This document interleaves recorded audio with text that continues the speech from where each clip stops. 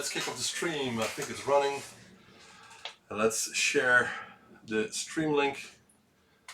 I hope everything is set and ready so we can start this off. My channel. Hey, we're live. Are we? Are we live? Yeah, we're live. Thank you. Right, let's get the Facebook here and share this link. I think we're almost good to go.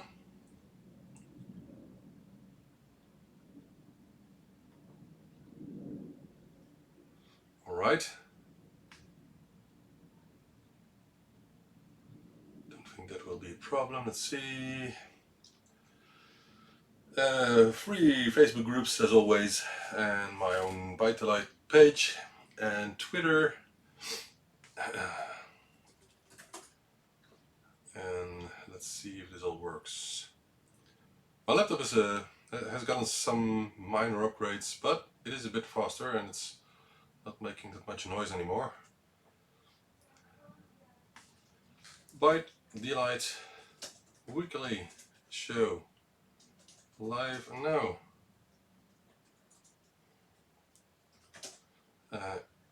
Yeah, and let's add lots of unboxing and very rare stuff, and I'm not exaggerating here. It's true. You got to believe me. I hope I'm having the correct link here. Yep, it is. So that works. No, the other groups, copy paste. Yep, and post. And the third one, as always, and my page here. And then I have to check if it automatically posts it on Twitter as well. I think it will. Let me check. Let me check my channel on Twitter. I got so many messages. I'm lagging behind again. It's really hard to keep up with all the messages. But it's live and work, by the way. All right, live stream. I think this should work because I have my other browser open as well. There are 2 people watching, and that works. The people will come in a second. Okay. So it's live. The link is posted on YouTube as well. Sorry, Twitter as well. That's what I meant. Let's see if the description is complete. Yep. All right. I seem a bit small in the huge area around me. Hey, good evening, Peter. Let's see if I'm completely set up. I think I am. Let's wait a couple of seconds, maybe a minute or two, to make it possible for people to join the stream. Hey, Mitya, good evening.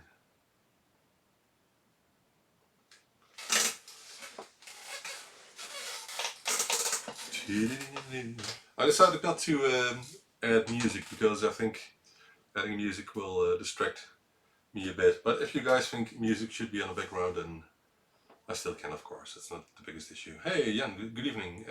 I still have to respond to your messages, Jan, but I was so busy today.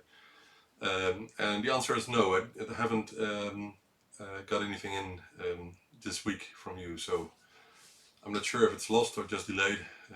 Delays are common. When I ship something by standard mail to the UK or Spain, for example, sometimes it takes up to a week or something, and that can happen. And maybe it can take longer from the Czech Republic. I'm not sure. All right, let's close this page because I don't need it, and it's this page, and then I think we can kick off. Okay, people are coming in. I hope they will like what we will do in here tonight, because there's a lot of stuff here to unbox. But let's kick off the show. Good evening, goedenavond, hola. And which language am I forgetting here? Hello, maybe. But I said good evening, so it's the same. my throat is not that well, and I'm continuously rubbing my eyes because of the hay fever. I'm really having a hard time, but fortunately yesterday it rained and today as well a bit. So most of the pollen are out of the air at the moment, so gives me some relief. But it takes some time, I guess a couple of days, before the histamine level in my body is coming down, and still I'm struggling a lot. So when I'm trying to work or watching screens like right now, it's hard to focus on the work because of the continuously sneezing, hence the tissues here. And these are, by the way, if you don't know, there are tissues that do not ruin your nose or something. These are balsam tissues, and these are great. So if you need to sneeze a lot because of a cold or something else like hay fever, then this is really a solution for that. They're a bit more expensive than standard tissues, but it does not ruin your nose. Hey William, good evening, welcome. 8-Bit Dreams, good evening. With a Lego avatar, I think. Very nice, very nice. Tim, good evening, and Lokesh. And if I'm forgetting anyone, then sorry for that. Let's kick off the show with the intro, and of course I'm using my remote control again, which does the work just nicely, so let's see if it works this time. And oh, it does. Whew. Was loading for a second there. Woohoo! Yes, we're loading the show. There it is. Let's see if it does not give a tape loading error this time.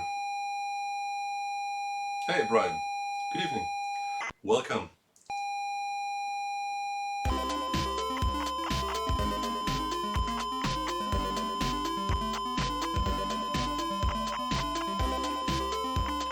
I like the tune.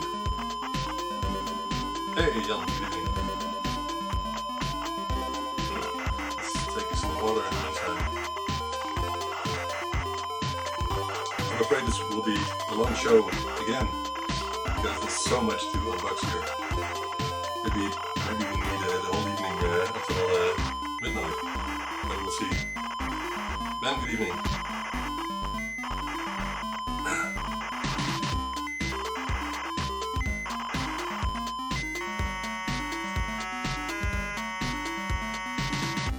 Yeah, okay, 21, no tape loading errors this time. How is that possible? Alright, so I'm looking at my announcement of the show tonight with all the toast racks, stacked toast racks, and that's the topic of tonight, stacked toast racks. You will be surprised. Anyway, let's not rush into the show. Let's see what we're going to do tonight. If you have anything to discuss, or if you want anything to ask me, then please do on the live chat on YouTube, of course, if you can. Neil, good evening. Ferdy, Kevin, good evening all. Ask me anything, and I promise I will think of answering your questions. So I might not answer everything you ask, but I will do my best. Subscribe if you haven't, so you can be updated with new feeds, and of course the lights is going out. I still have to fix that, man. I really want something else, something smarter from our Dominic's here in the attic. But we'll see what we'll do with that in the future. So what's on the program tonight? Lots of sneezing, like I said, because of the hay fever. Some off-topic things that kept me busy, so it took some time. As always, there's not one week that I can just focus on work, but it's what you get when you have a family with kids and other responsibilities and other stuff you want to do in your life. Some news, there's a lot of news, I think. Well, we have some news, yeah. And a couple of, well, not that many topics. We have one new category which I think will be very cool. I started with that last week, but I think it will be very cool to just increase the size of that category to a part of the show. Maybe I will design a separate intro for that. And those are your ZX Spectrum desk pictures or videos, preferably a running setup, so people can see what your ZX Spectrum corner or desk or attic like here looks like. And if you were doubting or were thinking maybe that I have a huge beamer screen in my backyard and people who like to watch me playing R-Type live or something, then you're mistaken, it was just a Photoshop. But of course we can do that if anyone would be interested.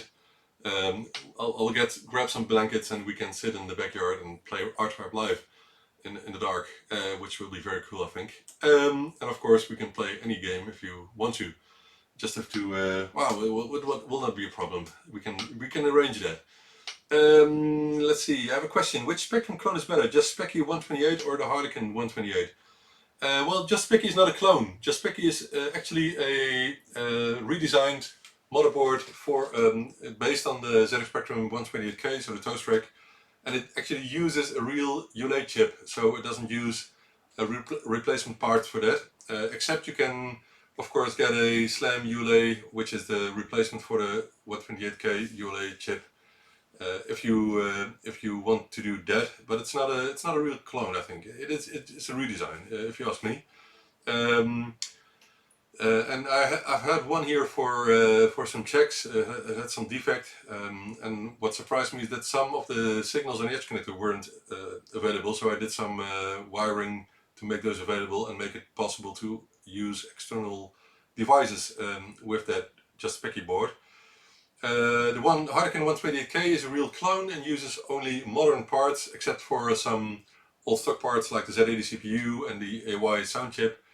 And I think it's really cool, and that's what you can do with the Harlequin kit if you want. It's really cool to build your own ZX Spectrum, if you ask me. I have lots of fun when I'm doing that. You may have seen some of my videos when I'm assembling some of the Harlequin kits. Of course, I do that when people ask me to, but I really enjoy soldering a Harlequin kit together. Stuart, good evening. What are your views on the small switch mode versions of the linear regulator? Well, there was a toast rack offered on eBay, I think. Yeah, it was on eBay. It was not too expensive. And I think the seller did a great job with refurbishing the toast rack, but he also replaced the 7805 5-volt regulator. But I think when you're using a toast rack, you should keep the heatsink, keep the function of the heatsink. So use the original low dropout voltage regulator, the 7805. That's what I think. There's nothing wrong with that. But if you're using a ZX Spectrum 16 or 48K, or even in a plus case or something like that, then it's no problem replacing the 7805, because it will increase the lifetime of your ZX Spectrum. But I don't think it will do any harm when heating up the toast rack heatsink. And well, we got a couple here, so I can hold the toast rack in a couple of minutes. I think the toast rack should be hot. That's what I think. And if you're not using the 7805 voltage regulator, then get rid of the heatsink, I think. But okay, that's just me. Okay.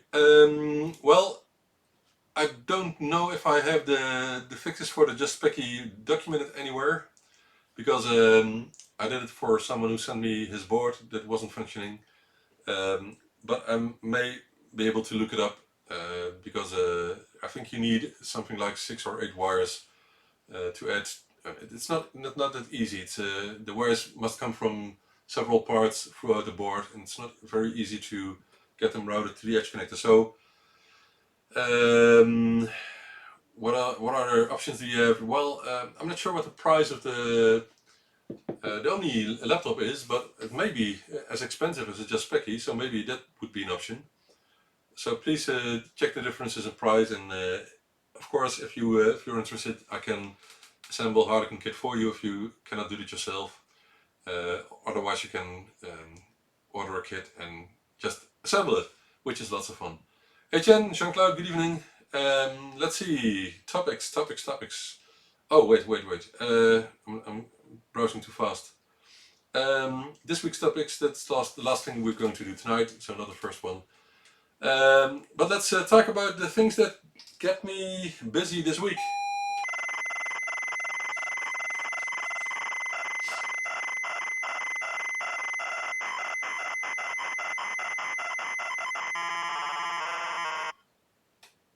Alright, well, hay fever, obviously. I had a very bad week. The weather was too good here in Holland, which made the number one trees with the pollen get lots of them in the air. So I had a hard week, and the best thing I can do is just keep the windows closed and use the air conditioning if I get too hot or too cold.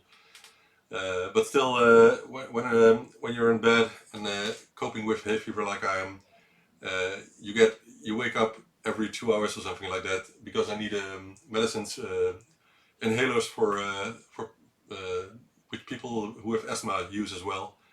Uh, but well, it's only 2 months in a year, so we'll get past it. But it just takes some time. So there's only one tree left, which will start in about 2 weeks, which is the birch. That's the one that people have know that pollen are the most allergic ones. So if you're sensitive to those, then that will be the toughest period in the year. Anyway, another thing.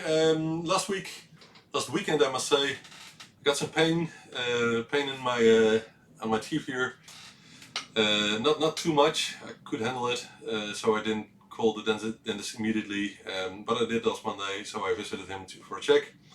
And some nerve in the molar has died, so I had some pain, but the pain got away completely. So I have to come back for a root canal treatment, but at this moment I can do everything, no pain at all. But I can feel there's something wrong there, so I have to go back for that. And I'm not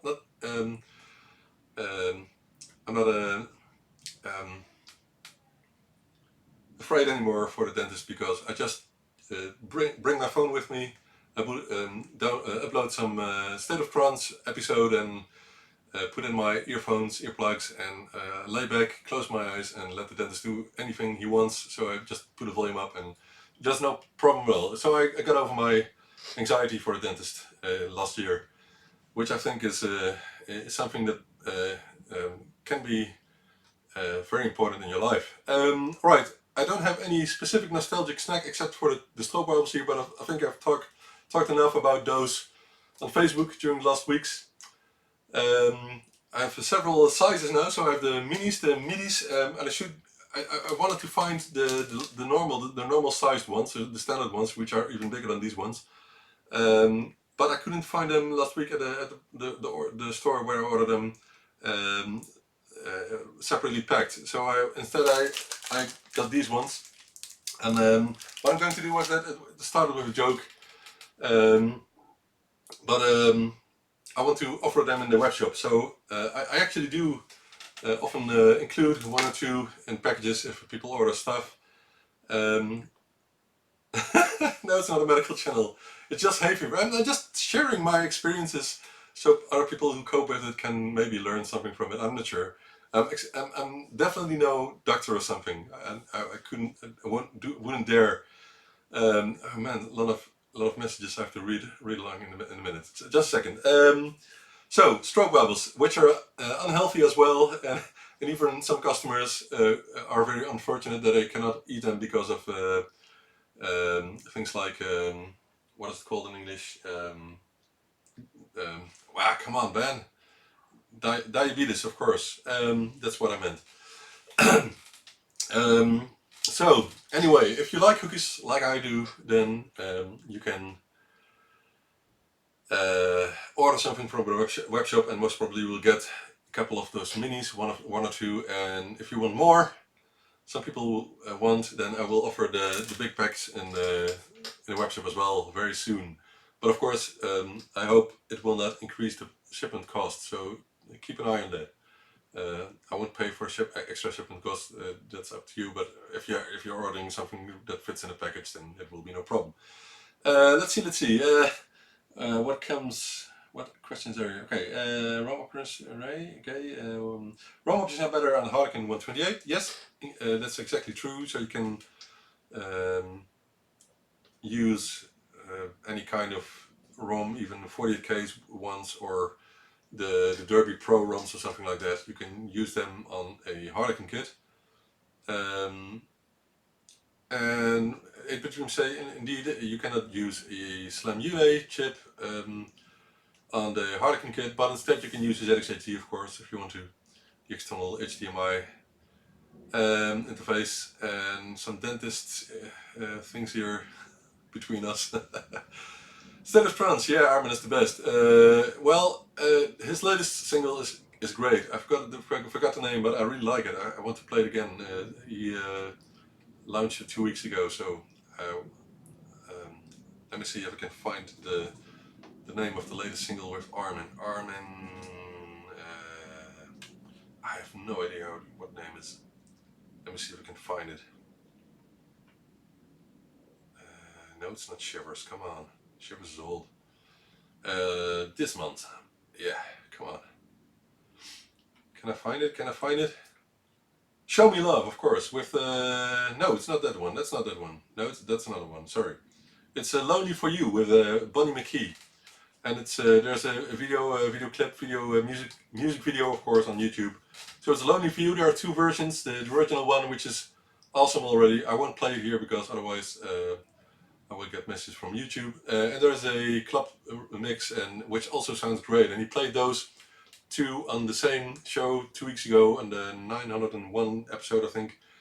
And I think it's hard to decide which one is better. Anyway, Tisha, good evening. Steve, good evening. Yeah, okay. Have a good evening and dinner, Steve, and we'll speak to each other later. And sorry I didn't respond earlier. I was so busy with producing stuff, and I will go into why in a second. Everyone may say what they want. It's not a problem. The only moderation that is done at the moment is by YouTube, not by me. Let's see. Except of course if stuff like what was in the news last week with the guys that posted tags in YouTube videos with kids and the sick guys. Blah. I don't like that at all. But anyway, it would surprise me if someone would do that on a live stream. But you know, we live in a strange world, and I have confidence in every one of you who is watching right now. Anyway, let's get back. So no nostalgic snack specifically at the moment. Oh yeah, I was in a music shop. It's not a music shop. How do you call it? A shop where you can buy electronic music, musical instruments, electronic and acoustic ones. And they also have equipment like microphones and DJ stuff. And I was asking one of the employees there about a wireless microphone because I think that could be improved, the microphone quality. Although the microphone and the webcam here is the 4K webcam is quite good already.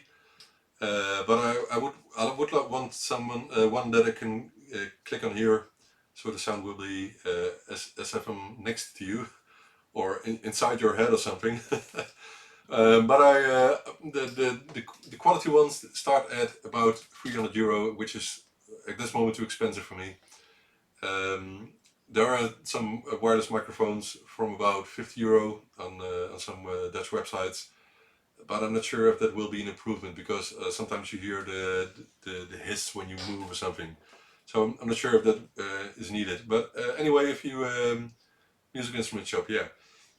What is Laviator mic? I don't know. But the main question is, what do you think of the sound quality, and if you think quality microphone would improve the show then, and other streams and recordings, of course, then please let me know. Okay, that was for the off-topic things of today. Let's get on topic.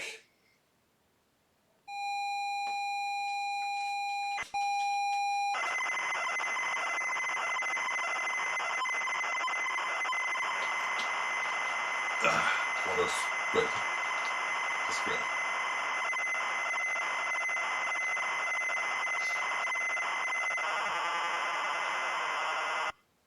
Right, news bites. So no news bits, but news bites of course, because this is the ByteDelight show. Let's start with the Pro series. Yeah, you can see the new models here. The Pro Mini came in. The Pro Mini boards, the first prototype batch. So this is the first Pro Mini. You may remember I already made a Pro Mini Lite, which is not available yet, but it will be very soon because I want this to replace the current DivMC Enjoy Mini. So this is called the DivMC Enjoy Pro Mini Lite. So this is the cheapest version without joystick port, and it has the same features as the current DivMC Enjoy Mini. Hence I want to replace that one with this one.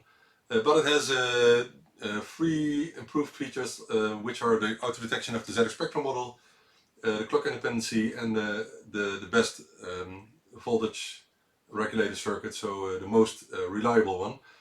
So it's far more easy to use. There's only one depth switch because the rest is auto detected, and the one depth switch is to disable ESXTOS if you want to. So you can upgrade the firmware, or otherwise you can use it for +3E or some other needs if you want or need to. So this will be available, I think, in 1 or 2 weeks, because I have to create a first batch, and that's the same with some other stuff like the +3 PSUs, for example. But this week the Pro Mini came in the board, which is the first one with the joystick port. Let me show you a close up so you can see the differences here. Will this work? Yeah, it will. So here we have the, sorry for the sound. Oh, I forgot something. I think this is more nice. Look at that. ByteDelight. Sorry for the for cheap way of branding my stuff. So here we have the focus, man. Focus camera. It's focusing on, on the background now, so that's not the best. Let me put them side by side, which is, I think, the best. Except it's not lying in a way you can see it easily. This way then, maybe? Okay, let's remove this. Will it focus? Yeah, it will focus. Almost. It's focusing on my mouse now. Come on, stupid piece of... Anyway, I think it will focus. So we have the Pro Mini and the Pro Mini Lite. So this is the Lite, this is the Pro Mini, and as you can see here, it has the joystick connector. It actually has 3 dip switches, because with this one you can configure the joystick interface and choose one of 4. Let's see if everything is still working. I'm not touching any keys here. Nope. You can choose of 4 settings. So Kempston, Sinclair, or I think Cursor. Yeah, Cursor, and you can disable the joystick interface altogether if you need to for some reason.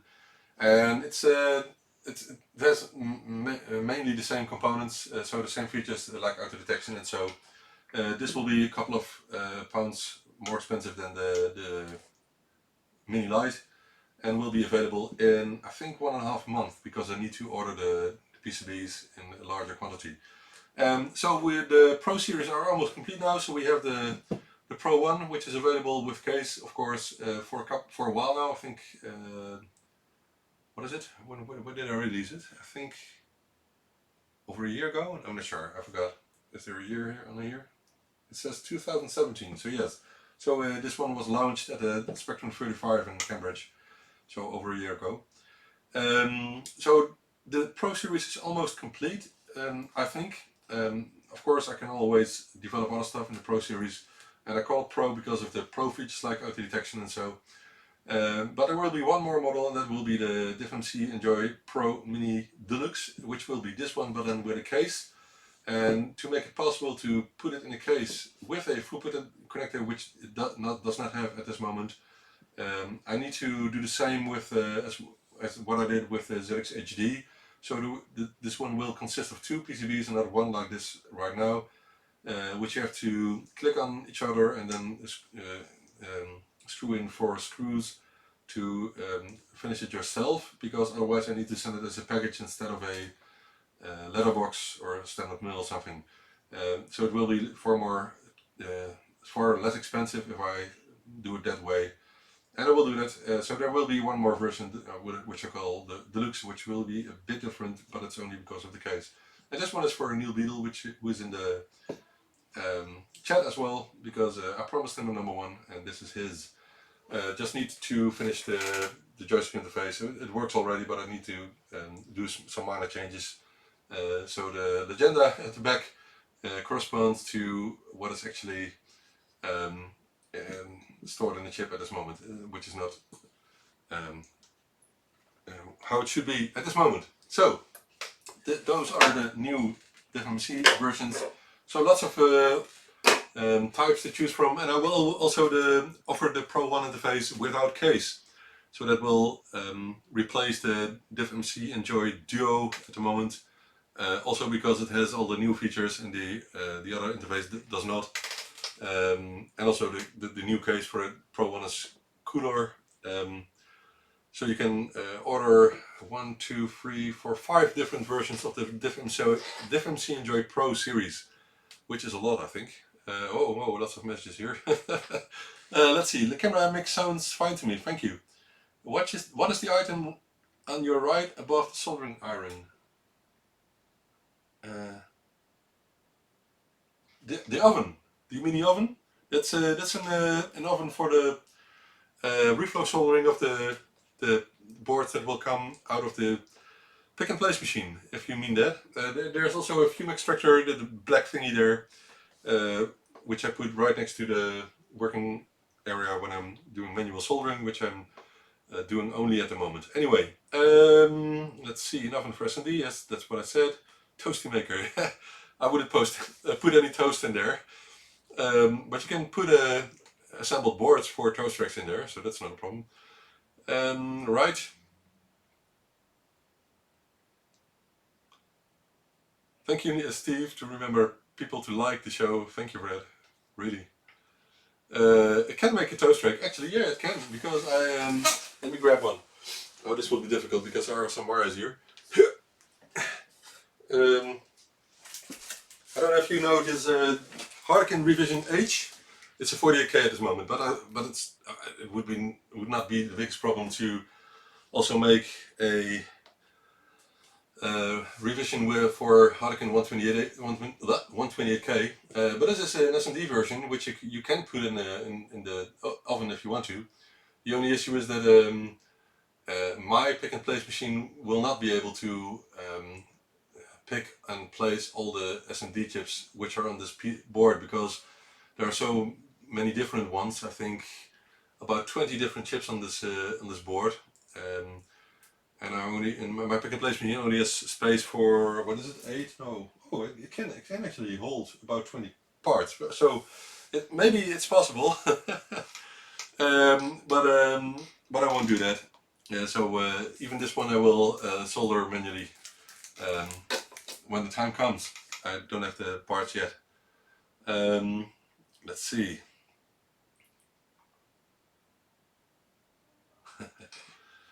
So it's possible. S&D can be put in the oven if you use a stencil for putting on the solder paste and then put it in the reflow oven. And the reflow oven is close to the window because it will, because of the heat, all the fumes will come out of the oven, and that's very bad for your health. So I have to extract the fumes directly. Maybe I will put something extra for an active fume extractor there. I'm not sure. And I have to. That's one important thing. I must. How do you say it?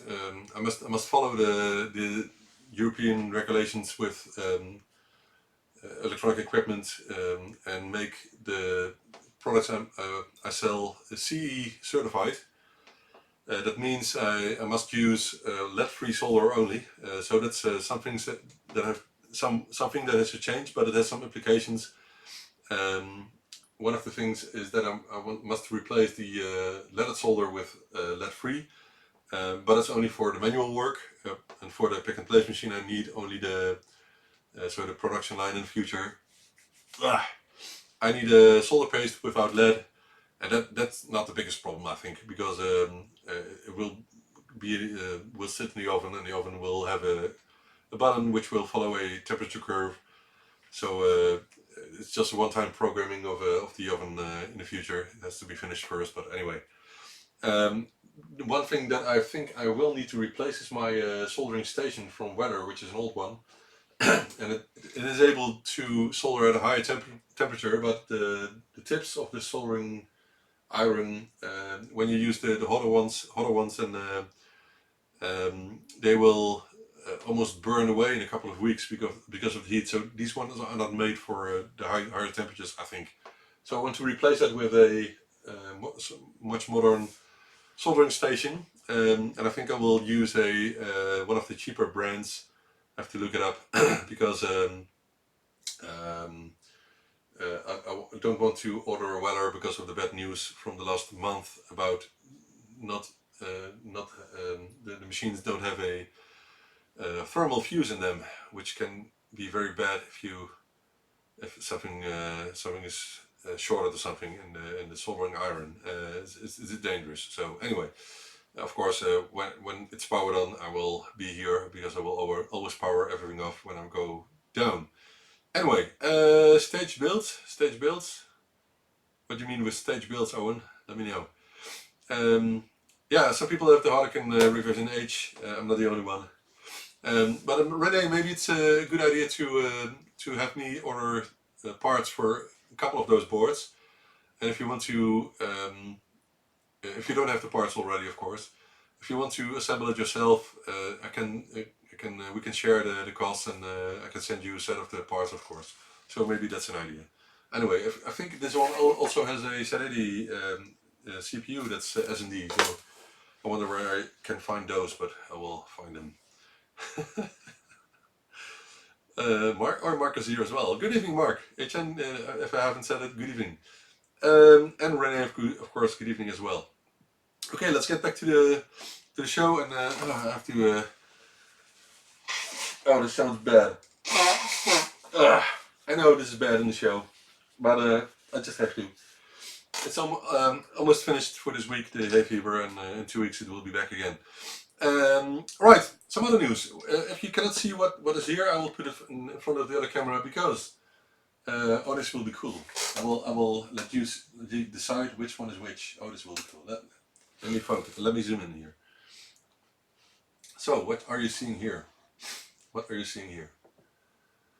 I think it's very easy to see that these are feed for ZX Spectrum Plus or Toast Track cases.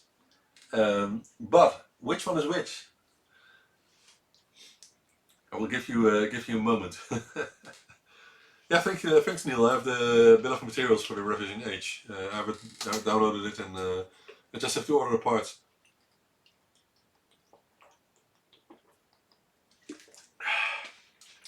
So which one is which? Can you guys see which one is which?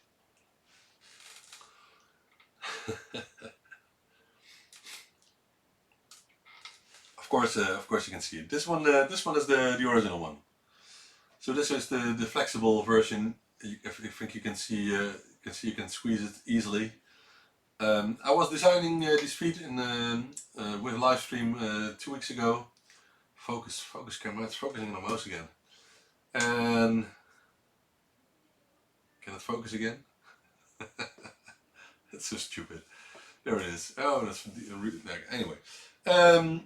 I was designing these because I needed some, and of course, when I finished the design, someone told me that these are available already for £7.5 for a set, which is well, for only one set for someone, it's not too expensive. But if I want to buy them, then it's I would want them cheaper. But anyway, of course, if you needed to have an injection mold being developed, it's very costly, and I can imagine the price of $750. But I wanted to try to make them myself. But I made the design, which is these three. They should be the same, but you see some differences here. But the problem is that if I want to order the one I designed in rubber-like material in black, at Materialize, for example, the feet will cost €1 each, which is cheaper than the $750, of course, but still a lot of money. And I think too much. I want to spend about 50 cents for each or something like that. But using the laser sintering process at Materialize, with those feet is too expensive. So I was looking for an alternative, and I shared my thoughts on Facebook, and someone offered me to try to print these in flexible material. Let me see which one is the flexible. Yeah, this one is the flexible, and it's hard to know to see the difference. So I have two flexible ones and I have one PLA one. So this one is the fixed one. So it's just hard plastic material. So that's not very interesting. But these ones are made of flexible material, but of course not as flexible as the original one. So I don't think it's good enough. I can squeeze the original, as you can see here, but I cannot squeeze the slightly flexible version. But it was cool to see the attempt and to see the result. And what I can do now is fit them in one ZX Spectrum to see if the design is good enough. Because I may have done some minor things wrong here. I'm not sure, but I think there are actually two versions of the plugs, the rubber feet. So we'll check that out. And what I want to do is have a metal mold printed myself at Materialize.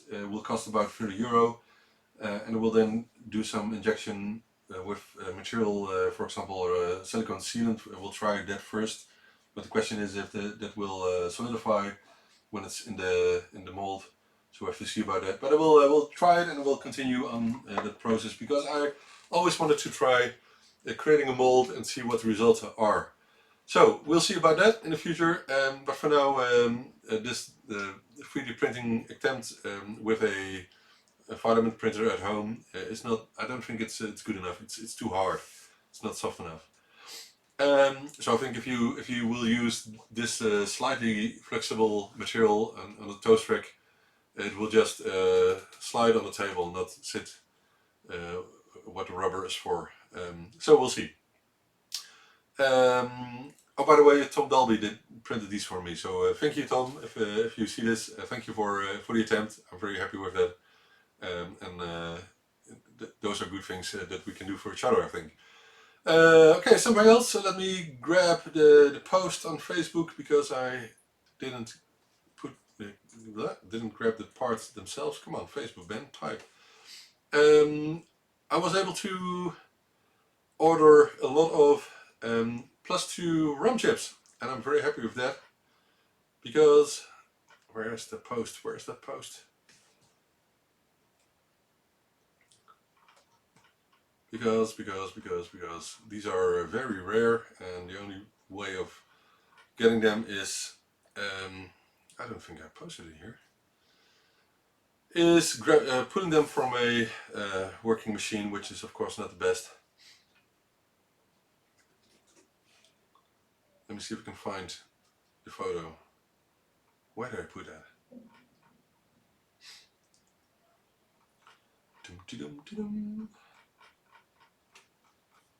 Looking.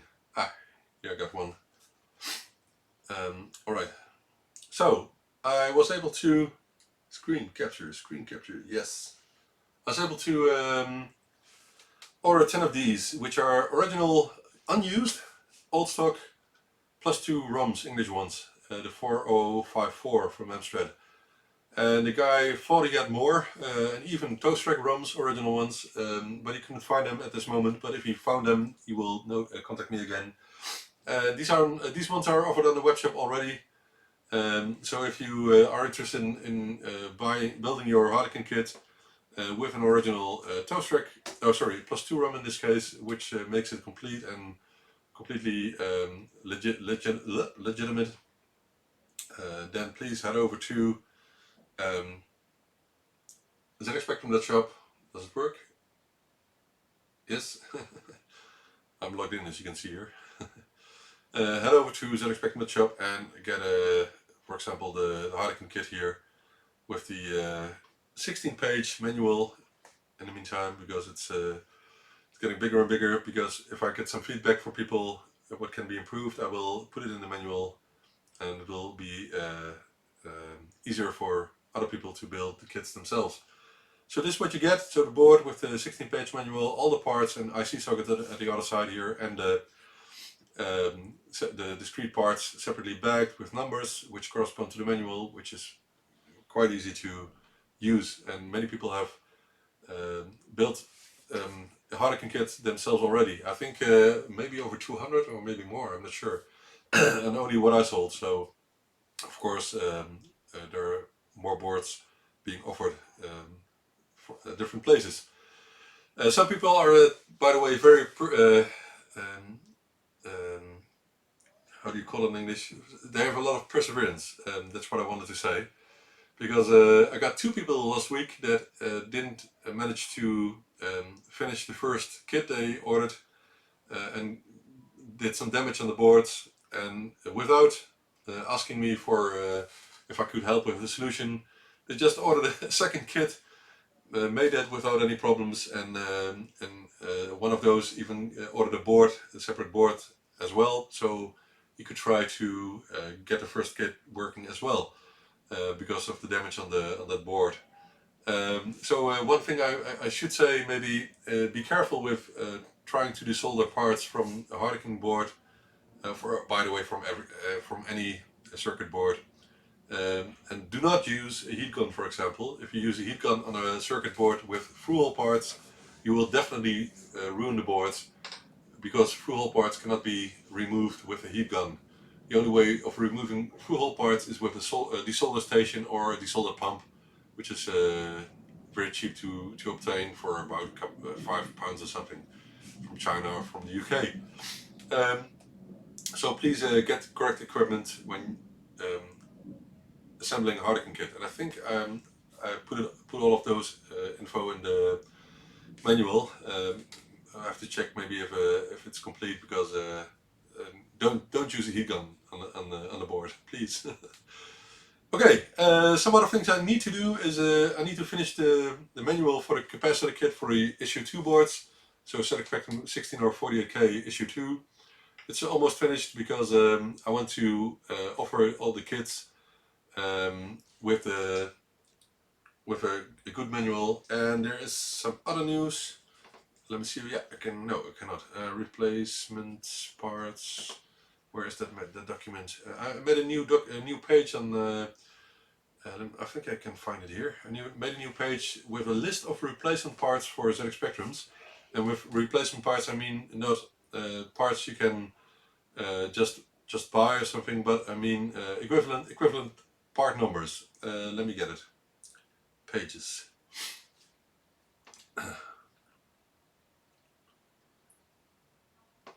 Where is that page? Did I make a post of it instead? Did I do it the wrong way? Maybe.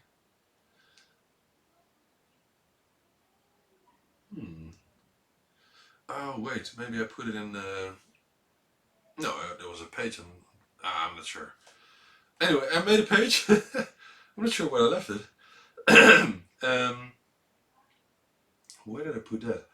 There was a page. Come on.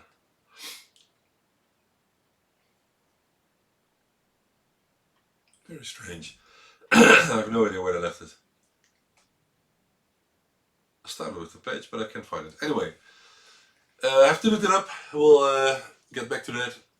But anyway, there is some confusion about which parts you can use, for example, for a replacement for TR5 on the ZX Spectrum. So that's originally a ZTX213. And some people think you can use a BC213, but Ian Little told me that you cannot. And when I encountered some problems with that, so you will not get a stable 12 volt line with the BC2 version. But there is a great replacement part for that, which is a ZTX 751, for example, and 753 is the same part, but with some higher maximum values. So I want the information to be publicly available, so I made a page, and I'm not sure where I left the page. I have to look it up. I think it's important for people to know, because some people even use parts that are not pin compatible and just swap the orientation of the part, for example, but I don't think that's the best solution. It's important to find a proper replacement part with the same pinout, with the same orientation, with the same package type. So TO9092S, I think, or TO90, I have to check. small version that is. And those are still available if you find the correct part. So anyway, I did some tests as well and shared it on Facebook. And the ZTX 751 or 753 is fully compatible with a ZTX 213. So I think that's important. Let me see. Yeah, don't. This is butter in Holland. I'm not sure if it's an international brand. Yeah, you're totally right, Ian. Good evening. Um, let's see. Okay, we've got some humor in the chat. Oh, cool. Very cool. But I cannot translate it to English, I think. It's too hard for me. Alright. So I think we're done with the news bites for this week. And we're already about 1 hour into the show, but the biggest part will come just now when we get into this week's topics.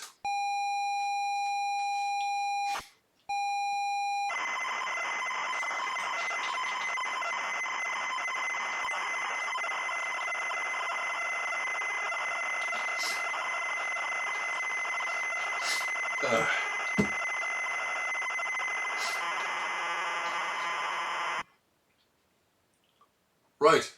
Hey, that was me. I look so handsome in pixels. But Dora doesn't think I look handsome, but does any Dora do? I don't know. Alright. So, no live repairs this week.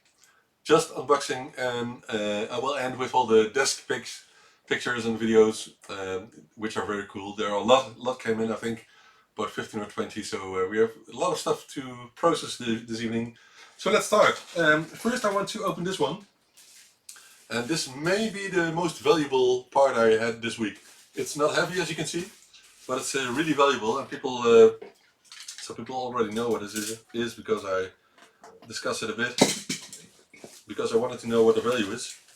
Now I don't know if there's an original box around it, or an extra box. I hope so, because it's very valuable. Maybe worth 400 pounds or something. I'm not sure. I have to check. But I think I have to test it, and maybe I have to repair it, and maybe I even have to make it look good again. Now you may wonder what this is. Who knows what this is? Does anybody know? Yeah, the red lips, yeah. Now, I wasn't wearing lipstick when I converted that photo. It may look like it, but I look like a clown. You're totally right, yeah. I'm trying to be very careful here because I don't want to ruin this package. But I think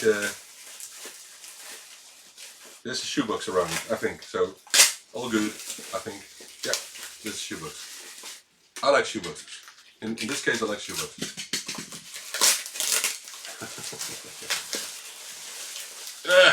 It's a Nike shoebox. Yeah, I ordered a Nike shoebox, and this wasn't expensive. So I know Nike shoes are not. Sorry, it wasn't cheap. That's what I want to say. Nike shoes aren't cheap as well, but oh man, some cardboard folder, and I think it's in here. Let me check if there's nothing else. Alright, so it's in here. More stuff to open. If we need to do this the whole evening, then really we're going to be here until midnight. Oh, here it is. Oh, here it is. Oh, wow, this looks cool. It looks brand new from the outside. Let me zoom in, because this is really special. I think this is really. Oh, this is the wrong one. Let me see this one. Look at that. Look at that. Doesn't that look cool? No, it's no MK14. MK14s didn't come in a box, I think. It's not no ZX80. I think it's more valuable than a ZX80, but it's not definitely not more valuable than MK14. But you guys know what this is, I think, when you see it now. When you see the box, and here it is. This is a limited edition silver sovereign calculator from Sinclair. I think it's so cool. Look at the logo. 1977. and I haven't tested it because I haven't opened it. But it's complete. I will see if the batteries are in there. But it's complete with this sleeve. Be careful with it. It came with the original certificate here, so I think it's complete. It's really cool. Man, come on, this is so cool. And some people may really want to pay a lot for something like that. This I did because it wasn't cheap. Let me see if I can carefully. Made in England, by the way. And I have to. You can see that it's real silver because of the stains. Oh, I can see myself. So I have to make that as new again with some silver polish. Okay, there are actually batteries in here, but not the original ones. Oh, sorry, it's not broken.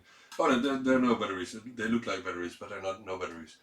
So there have to be 2 batteries in here, and I don't think I have the correct type, so we'll look them up and order the correct ones. But it's really cool. It's really cool. Oh, the clove is inside.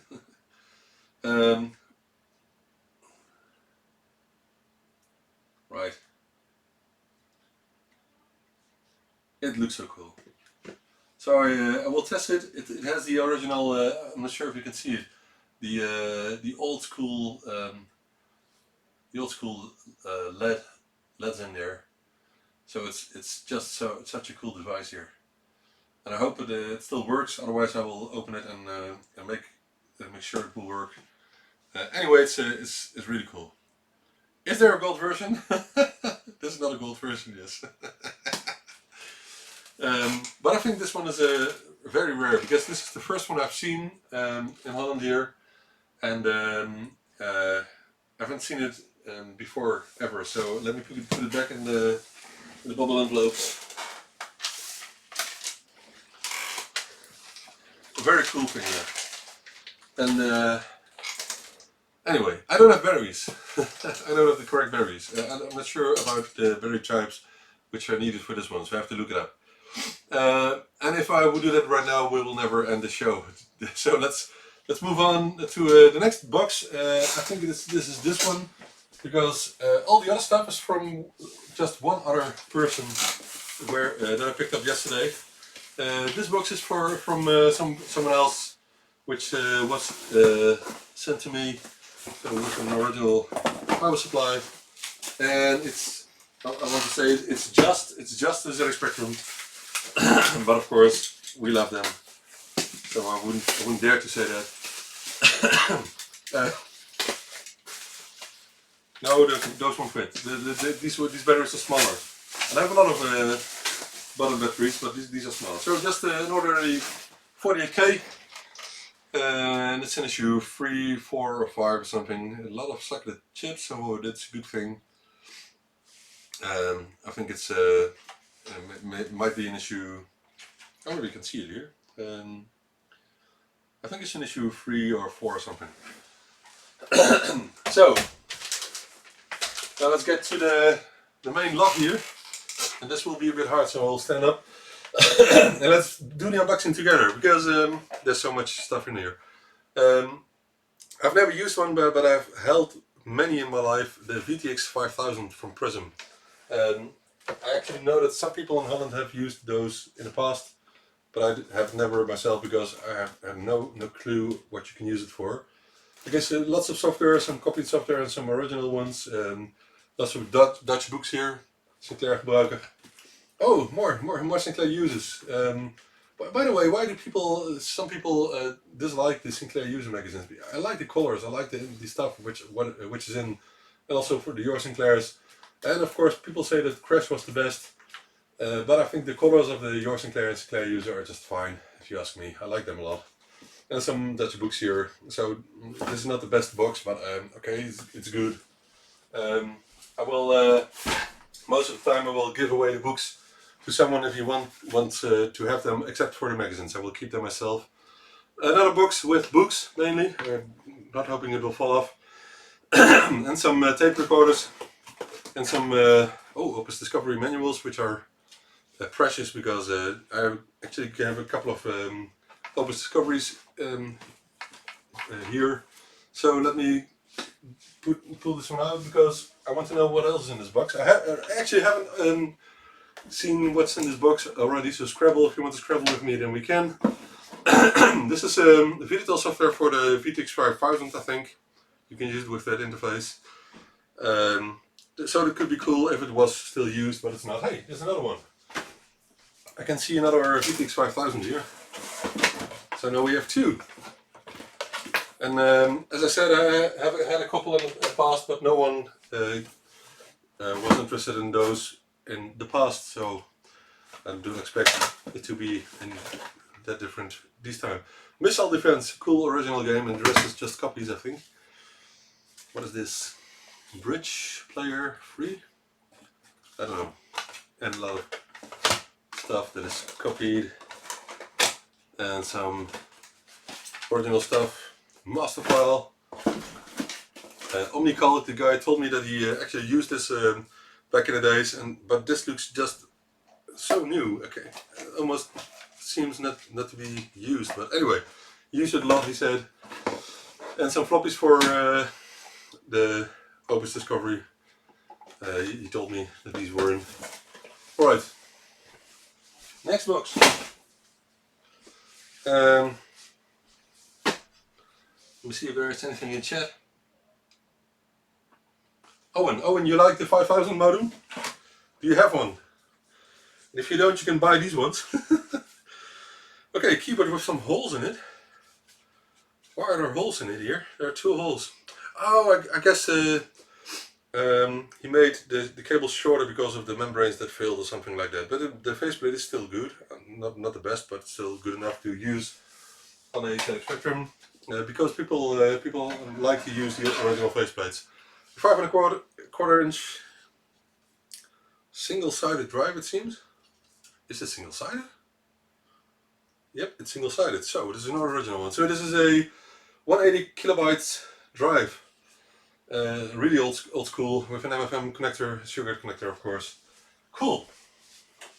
These are getting valuable, by the way, because they're getting harder to find. Maybe isn't someone fainting at the moment because there's a toast rack here. Anyway, interface 1. And some Opus Discovery parts. I will just keep them here because there's too much.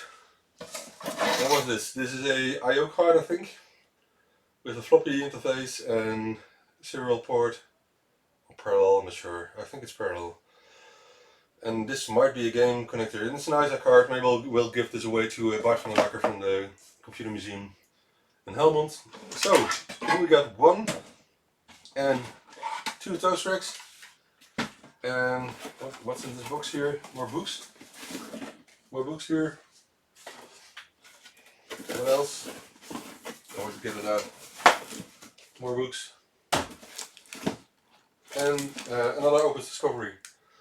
And they're all in pieces, so that will require some time to get working in. But a couple of toast racks, they're full of dust, but they have the heatsink, and they look original, no holes or something like that. That's cool, because who doesn't like a toast rack, of course. Just need some cleaning, but it's in good shape. Otherwise, what's on the chat at this moment? Those modems are probably very expensive. No, they're not. I don't have one. Not sure what I would buy one, but I always wondered about the terminal software with them. Owen, get into contact with me on Facebook, and we will talk about the modems and all the software. There's some software in the stack here for the modem, so I can combine those, and we'll find out a price. The toast racks are not for sale at this moment, and why not? Because I don't have the time to get them working, and lots of people want a toast rack.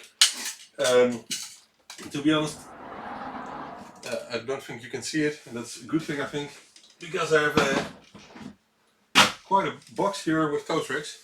I will just put them in the same box because I don't have time for them right now. Just for the time being. they will be safe here. Sorry for that, guys. Okay, let's get to this box here. This is cool, I think. This was the daily driver of the guy who I bought the stuff from. The guy is named Sean, by the way. Sean is a Dutch name. This is I found out which keyboard this was, so I was googling for it, but the logo is not on anymore because of cleaning, I think. He included a reset button here, and I think it's not completely original anymore. There are some holes in the back, and of course the expected motherboard is in issue 3 or 4 or something like that as well. Yeah, and but I think it's quite a cool keyboard. And maybe if I can, what I can do is I can get the case off. Is it one part? No, it's just the top part, so that's cool.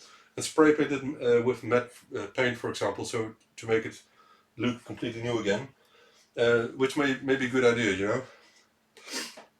The only thing I'm wondering about is if it says Spectrum, only Spectrum it says here, so there was a label on it. Spectrum, okay.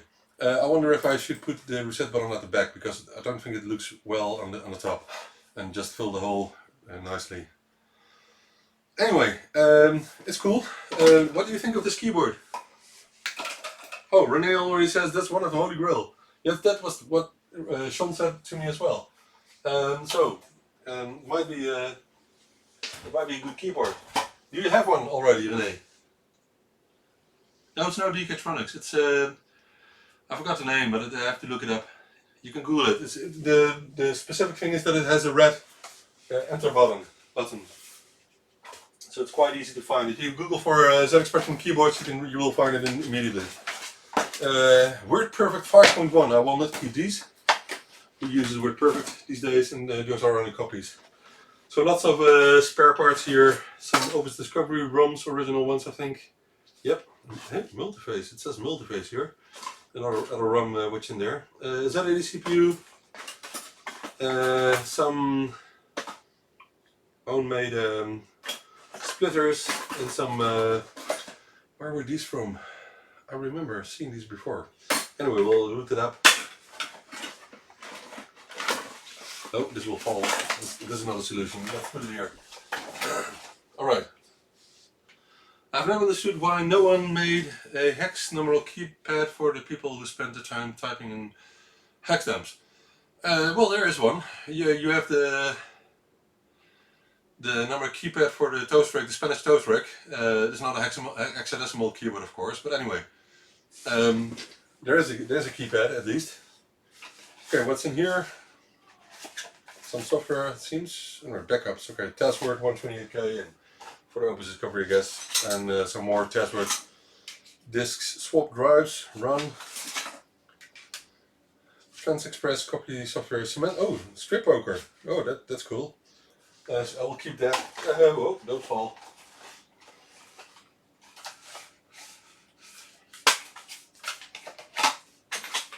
Omnicode on disk. And a lot more stuff here, some more discs here. Lemmings, so cool. I want to check if Lemmings works. If it's for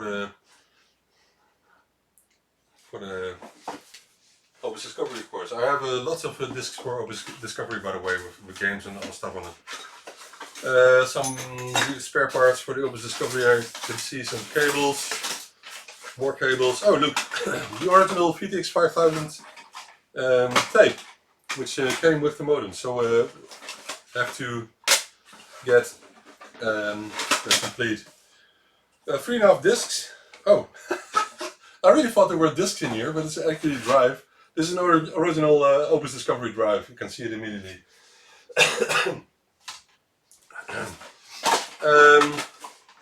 Alright.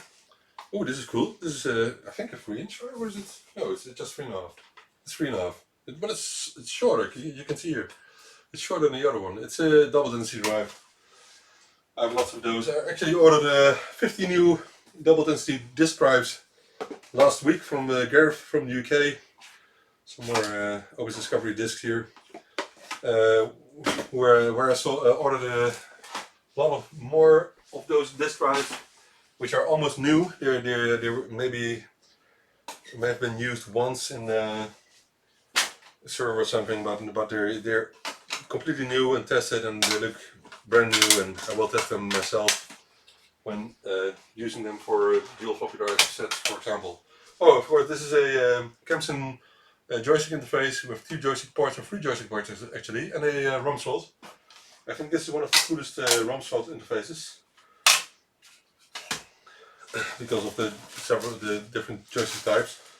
And another Office Discovery disk drive that may be useful to offer on eBay, for example, if people want an original one. Chess. More tapes that will go with the magazines here, which is cool. Maybe you can combine more of those. And I actually saw someone offering magazines with original cover tapes as well. This is in very bad shape. This is a Competition Pro joystick, but the micro switches are not working that well. We have to check. The joysticks are getting more expensive as well. It's hard to find cheap joysticks these days. This is a chip puller, IC puller, and what you guys may be interested in, what I find here is these expansion cables, which are quite rare, especially if the... Oh, those were the boards. Those were the boards I just found. Look, I think these ones belong to these here, because they twist the signals from bottom to top. And you have to use them if you want to use these cables. But the bad thing about these cables is when you use a cable like this with about 15 centimeters of distance, then you will get in trouble with many interfaces with the signal integrity. So these are not the best to use, and there are a couple of more, and this one is incomplete. I wouldn't recommend using these ones because of the distance and because of just the wires and all the connections. If you are using something for distance, then the best would be using a printed circuit board with good copper wires, or tracks actually. So more parts for the Opus Discoveries. So I think there are 3 sets in here. I saw them on a photo you made. Hey, this is cool. A Genius Mouse original book. Lots of Dutch magazines from Dutch user groups in the past. MS-DOS user guide, and lots of original 5¼ inch discs. Battle chess. I think these ones are for. Oh, maybe are there for the Opus Discovery as well. It's hard to tell from the titles, but they could work on those. But because they're in a book from MS-DOS, I think they are meant for a PC. But I have to check. So these are from one of the main Dutch computer clubs in the past. So from the HCC, the Hobby Computer Club in Holland, which had the quarterly magazine Sinclair Impulse, which is very cool. This is a fish. Power Unlimited. That's not from the era. This is from 1994. So about the time when internet came into Holland. Doesn't say anything about internet. And okay, more Sinclair Impulse magazines, which are very cool. Duck discs from the Opus Discovery Club, which also was a Dutch club. So the Opus Discovery came from Holland, by the way, I think. And the company still exists. It's called Opus Supplies in the past, but now it's just called Opus. So they still exist, but they're not interested in Opus Discoveries in any way. I asked them, but they're not. Oh, and there's one cool thing here. You will be surprised. There's one cool thing. I will show you. Matches. Very old matches. Why are these very old matches here? So, shall I start a fire? Just because we can. Woo! I have a smoke detector, so I shouldn't. Let's open the window. Oh, please don't go off. I shouldn't have done that. Because the matches were very old, they immediately fumed a lot. It smells nice. Anyway, some Samtronics cables here. Please don't go off. I hope it will not.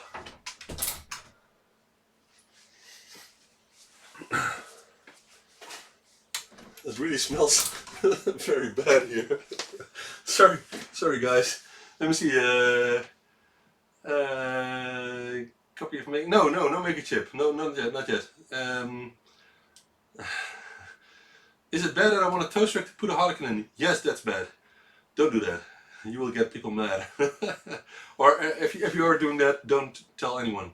Just use a ZX Spectrum Plus case, and actually someone 3D designed the heatsink part, so you can print it in plastic if you want to. That looks quite good. All right.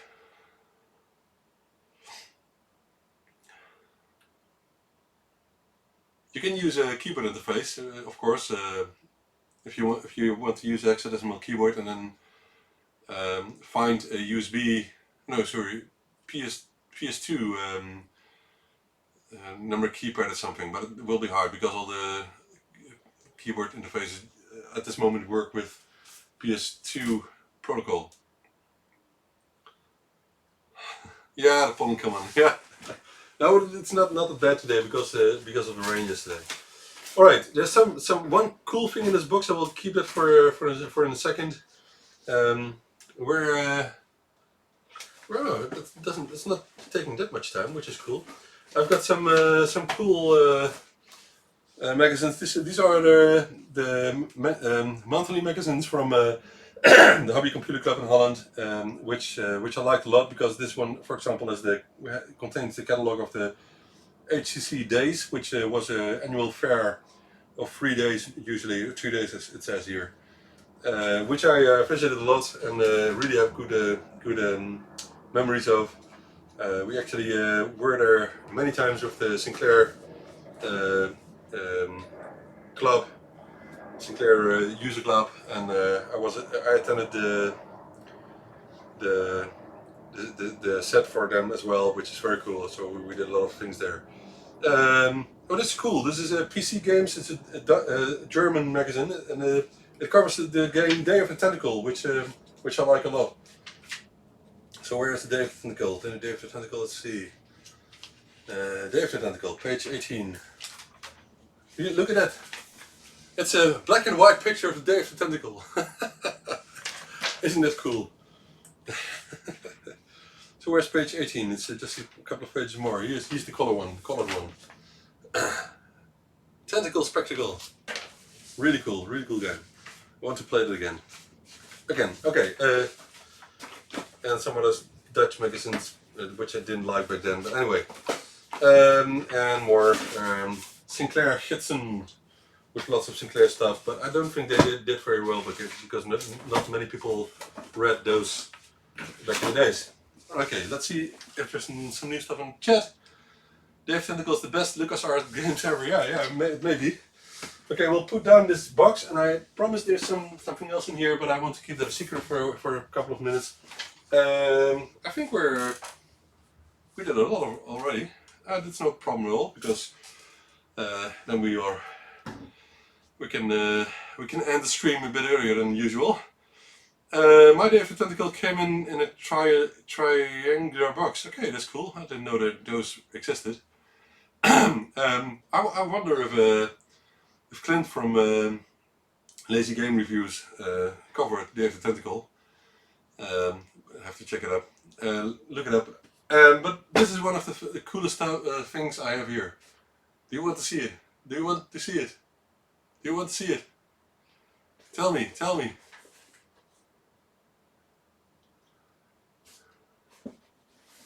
Do you want to see this box?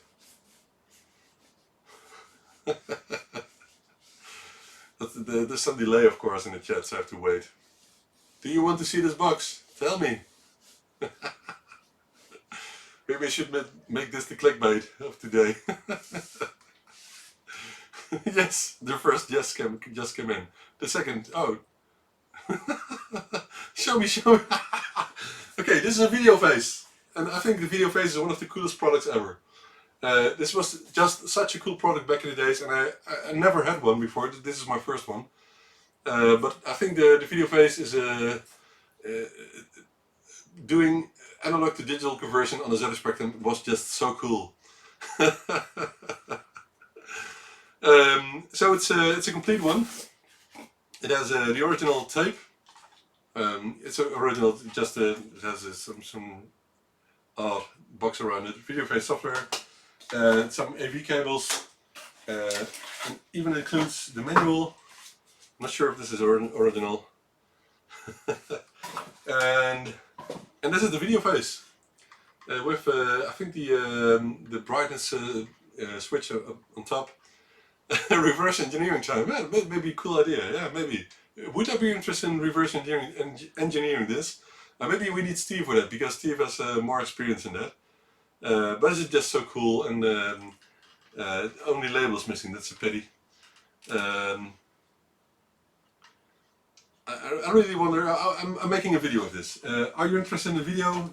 Tell me, and I will do it anyway. But I just want to know if people are interested, so I will be motivated to do it a bit quicker than usual.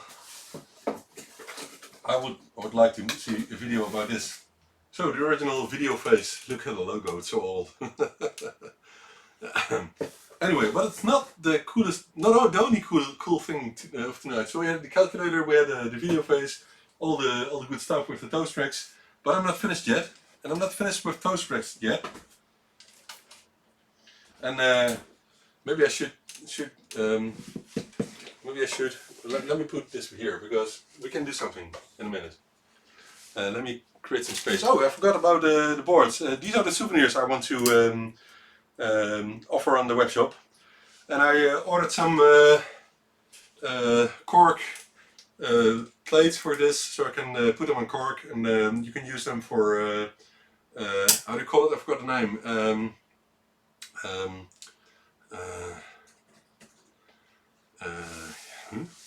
Coasters, of course. You can use them for a coaster, as coaster. So I will make them, and will offer them. I will make it simple for myself. Yes, I will do a video of the video face, of course. It's just so cool. Reverse engineering will take more time than just making a video, of course. But again, we need Steve for that, because Steve has a lot of experience with reverse engineering stuff. I did some reverse engineering myself when I started with the multi-face, but I actually stopped with that project because the copyright holder still exists, and we tried to contact the guy, and the guy didn't respond after he asked us what we want to pay for the opportunity to use the brand name and so. I don't want to sell products where I don't have the option of using the original branding and so. I need approval from the original copyright holders. Anyway, of course we can reverse engineer stuff like what was done with the multiface 3, or was it 128? I'm not sure. And the boards are available on eBay, so if you want to order multiface 128 or plus 3, I'm not sure which one it was, board, then you can order them, and they're available. So if you want to make one yourself, then you can. Actually, I know some people are making some series, so there are people who are doing that, but not commercially, just for hobby. And I won't interfere with that, but I cannot offer those in my web shop. Okay. What else was I thinking of? Okay, the coasters will be available soon, as will the stroopwafels, of course. Would you guys be interested in getting stroopwafels with your orders on ZX Spectrum shop? Let me know, because I want to offer these. These are the cheapest ones I could find, because I don't want to ask £5 for a pack. I just want to ask something like £2 for a pack like this. And they cost about €1.50 here in Holland, a pack like this.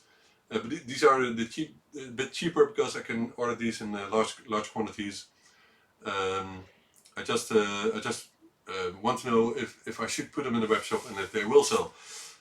Anyway, again, I will often include some mini stroopwafels. Alright, next stuff here, let me put a video with here because it's so cool. Next one is, oh man, it's heavy. Another Obus discovery, but this one is completely boxed and has a tape on it from Elra, from the original shop in Rotterdam. So that should be left on because it's original from where the guy ordered this. These, believe me, Mark, these are the cheapest. Really, these are the cheapest, and they taste good, by the way. They just they crumble a bit. So original Obus discovery in a very nice box, very nice condition. And what surprised me is that it says Discovery 1 is a single disk drive system which can be upgraded to a dual drive unit by purchasing Discovery Plus. And I have such an upgrade somewhere in the box. So I have the original upgrade with an original upgrade manual, which is very rare. I've only seen one in my life until now. But the cool thing, what says here is that that was from Elda. It says Discovery 2 is a purpose-built dual drive system. But I've never seen a Discovery 2. That's what the box says. And I have one box more on the back here somewhere. It's on top there. But I'm not sure if the box says the same. Let me look it up. I want to know. I want to know because I have never seen the text on another box. I want to know now. Yeah, it says the same. So it's exactly the same box. So it surprised me that Obus Supplies back then said that there would be a Discovery 2, but I think they never came to producing a Discovery 2 because it was way too expensive. The unit, when it was first sold, was sold for 1,000 gulden, which now is about 400 euros. So it was way too expensive in the beginning, but after a couple of months only, it was sold for about 300 euro, which was far more interesting for many people. But the main reason that they produced this disk interface was because the Obus ordered a couple of thousand of these disk drives, or maybe tens of thousands, but were catched up with developments by IBM. So these disk drives are only single-sided, single density, so even not double density. And the IBM came with the dual-sided, dual density drives in their IBM PCs just half a year after they ordered these drives. So what they decided is not selling the drive separately, but creating a disk interface with another computer that didn't have a disk interface back then. Maybe the Disciple disk interface was available, but not. That was hard to obtain as well, and it was only in the UK. And it wasn't easy to buy something from the UK back then. So this company decided to create a disk system around it with a very large circuit board, but in a cool case, a metal case. I like it a lot.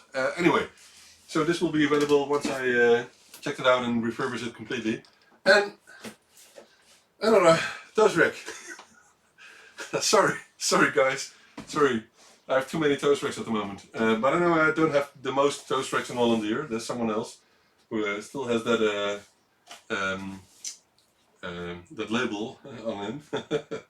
And the bad thing about this one is that someone put a very nasty tape on it, and you cannot pull it off because if you pull it, then you will ruin the box. So we'll just leave it on. But still, it's in quite good condition. So this is the third toast rack with an original power supply. Note from the photos from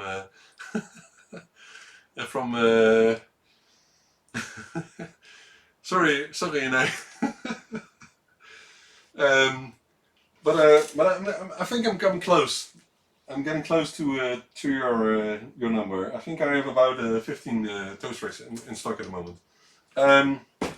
So anyway, let's put this here because I'm damaging it on the floor. Well, they will be available. Believe me, they will be available. But I cannot offer them right now. I cannot work on them right now.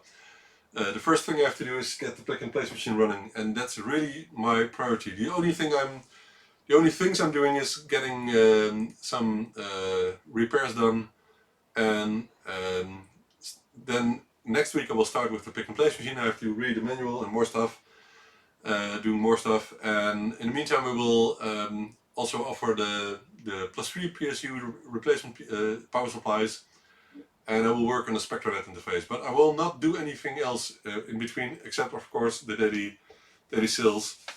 And people know that I stopped some products at the moment, so I took them. The products are still listed, but the stock is they're out of stock because I want to focus on the pick and place machine first. I really need to do that because I need to create time. Um,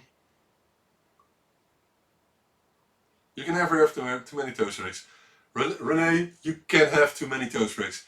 You see, there are so many people that not have a toast rig, and okay, that's all what I wanted to say. But anyway, I think it's a good investment. If you're talking about value of the machines, I think they will increase in value over time. So it's a good investment, that's for sure. And maybe quite fast because I remember, I've told it a couple of times before, I remember that only 5 or 6 years ago I sold ZX Spectrums with original membrane because they still worked back then for about 30 euro or something, with power supply by the way. But because all the membranes now need to be replaced and all the capacitors really need to be replaced, I will not sell any ZX Spectrum without replaced capacitors or with an original membrane. If it's 48K or a toast rack or something, they all need a new membranes except for the plus 2s and plus 3s. Um, um, um, then nowadays you have to ask at least 60 or 70 euro for a refurbished ZX Spectrum. And I think some people do on eBay, and that surprised me by the way because eBay is expensive. It's you pay about 10% of your sales to eBay, which is a lot. By the way, I'm a business seller nowadays, so I get some discount for on the fees, which is good. But I mostly offer my stuff on eBay mainly so people can find the stuff I'm selling. And eBay is really hard um, to try to attract people to my web shop. The only way I can attract people to my web shop when they're on eBay is by adding flyers or other stuff to the products they order on eBay, of course. Um, thank you, Rich. Welcome, by the way, to the show. You need to get selling stuff to make more room. Well, yes, you're right. Because the whole crate is filled with toast racks, I need to finish them, but not now. um, yes, Spectronet, yes. Um, Spectronet will come soon as well, but it's really hard to say it will come next week. I tried to do that, but someone said to me last week that I have to keep up with the increasing demand, and that's exactly what's happening. Of course, for several reasons. One reason is that there's more interest in retro computing and ZX Spectrums, specifically throughout last years. So about 5 years ago, it seemed that the interest was about stable, you can say. So only the people from the past were interested in ZX Spectrums. But during the last 5 or 7 years, something like that, the interest has increased a lot. More and more people want to, hey, good evening Ernest, want to start using a ZX Spectrum or buy a complete set because they use it in their past, but also young people are interested in retro computing just because it's so cool, it's old school and it's completely different than what they know from modern equipment, modern PCs or Apples or something. And of course things like Bandersnatch play a role in the increasing demand, but also when you start a company and when you're doing that full time and you're writing a lot on it on Facebook or on Twitter or something, then you get a lot of people who are interested, and really sales are increasing, and I cannot keep it up with doing the manual production anymore. So I really have to replace that with the pick and place machine, and I don't want to get employees. That's what a pick and place machine is for. And maybe a small piece of history is interesting. We have to do another topic, of course, in a second. What's interesting about a pick and place machine is that I was trying to find out if outsourcing the assembly of the boards would be interesting. but I found out that assembling, for example, a simple thing like an FMC mini board will cost me about 25 or 30 euros each for only assembly. And then you have to order about 500 boards at a time. And that's because the setup cost of a production line for something like this is a huge investment for a company that offers that. So it's way too expensive. And one of the companies I wrote was so kind of getting back in contact with me. We actually called each other, and he just wanted to have a good conversation about getting your production line up and running, and what would be my best options, what would be interesting for me. And he started with a pick and place machine himself, and now made a company with offering assembly for boards like this. So he actually told me buy a pick and place machine yourself, and started with that. It's still an ornament, yes. Anyway, the SpectraNet definitely has service mount parts, almost only. Definitely hard parts to solder. Fortunately, no parts with which has to be soldered in the center of the bottom of the part, but still will be a tough thing to solder. But I will do those manually, because I don't think I will sell that much.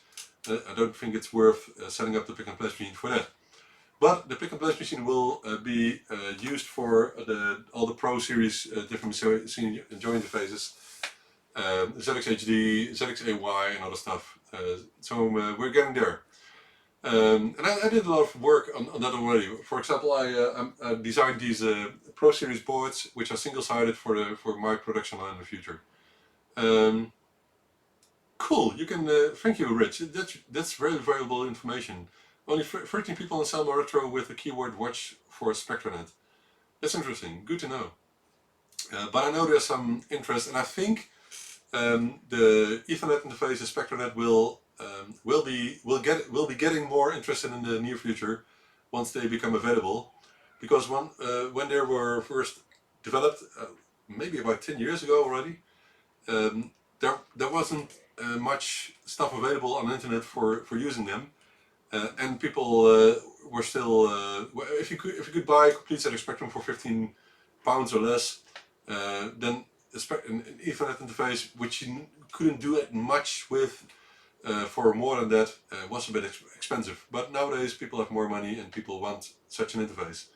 I'm not sure what the price will be, but we'll see, because there are some specific components which are not cheap on there.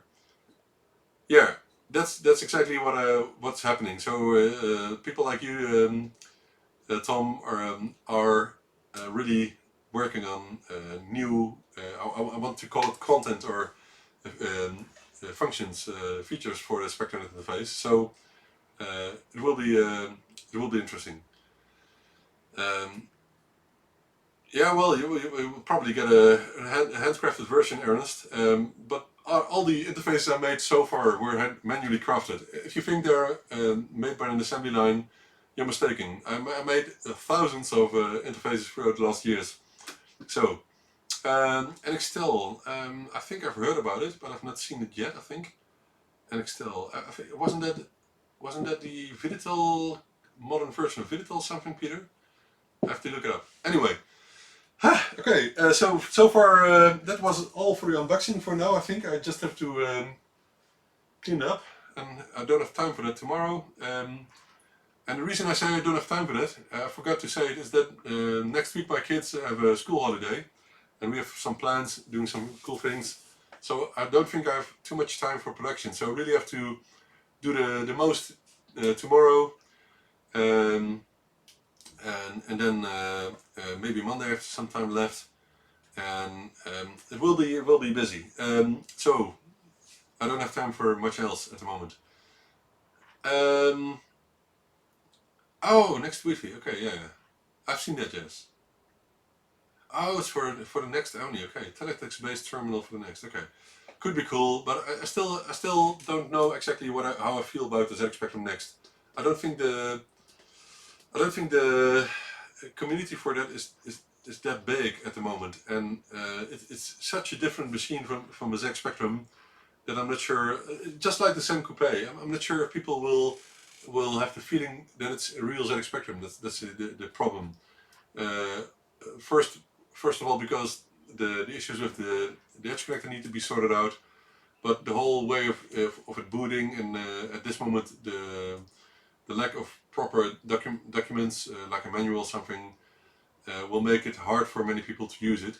But I really like the keyboard that is now ready since last week. So I really want to buy a keyboard, the ZX Next keyboard. I'm really looking forward to ordering one. I hope it's not too expensive when they become available in the next Kickstarter round or something. But we'll see. I can't wait for that because I think it's very cool, and we'll see.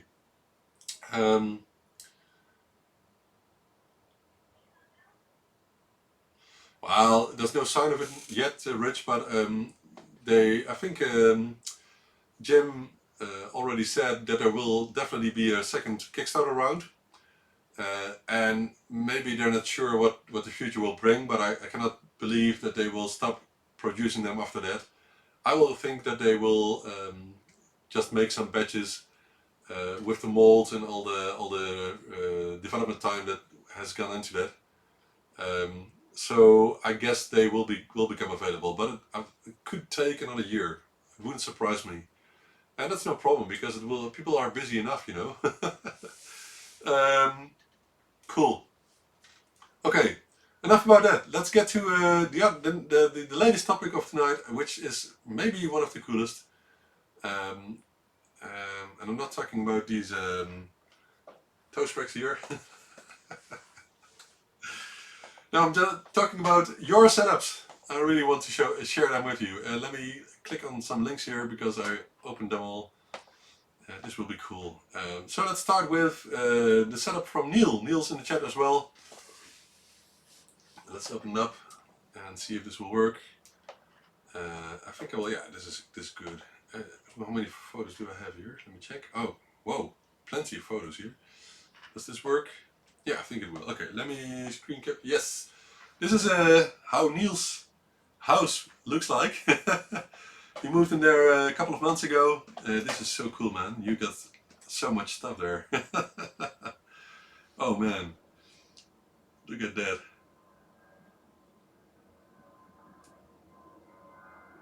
I think this is all from Neil, isn't it?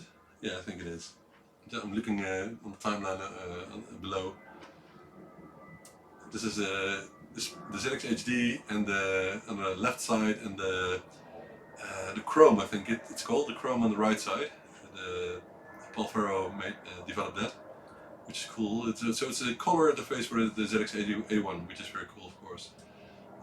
Is that a ZX Spectra Video or is it an MSX machine?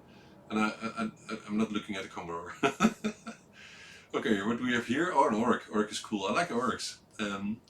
Not because I'm not sure if you can do much with them, but just the colors. You come close to the ZX Spectrum, the toast rack, of course. What else do we have here? More pictures. Oh, it's so cool. Did you order these desks specifically for them? I think they're IKEA desks, I guess. They look very nice, very clean, new. Some CRT displays as well. Okay, is this how you dine? Oh, you got some white stuff. White stuff is. I'm not talking about drugs. I'm talking about the ZX Spectrum and the ZX HD there. And the PC200, of course, and the ZX81, I guess, and a specific keyboard. I'm not sure which one that is. What is the ZX Spectrum? I'm not sure. Cannot see very well. Harlequin board, the green one, which you assembled yourself, and it works. Very cool with the ZX HD. Wow. So that's the first one from Neil. Already those pictures are very nice. I hope you like them as well. I like them a lot. We have plenty of more, so we'll continue. Just a second. Oh, it's an BBC Master Compact. Okay, you're ready. Okay, cool. Cool. Oh, someone, I'm closing one window here. Someone told me that the Raspberry Pis, which we use for the ZX HD, are actually Acorn grandson, if you can call it that. Because, of course, I'm going towards an idea. because of course Acorn came with the RISC architecture, and ARM is what's that? I know the R is for RISC. ARM abbreviation. What does it mean? ARM. No, that's not cool. That's not the correct ARM. Let me check. RISC. RISC is an abbreviation as well. Oh yeah, of course. ARM stands for Advanced RISC Machines. So it's originally it was developed by Acorn in their machines. I think the BBC is as well something that's a grandfather of the Raspberry Pis from nowadays. And by the way, all your smartphones with the ARM chips inside. But Acorn RISC machine, yeah. If you think of it, you can also say then that the Raspberry Pi and all your smartphones are based on Sinclair stuff, you know, because Chris Curry worked at Sinclair. So I think all the modern stuff, all your smartphones are based on Sinclair products. So that's what I think.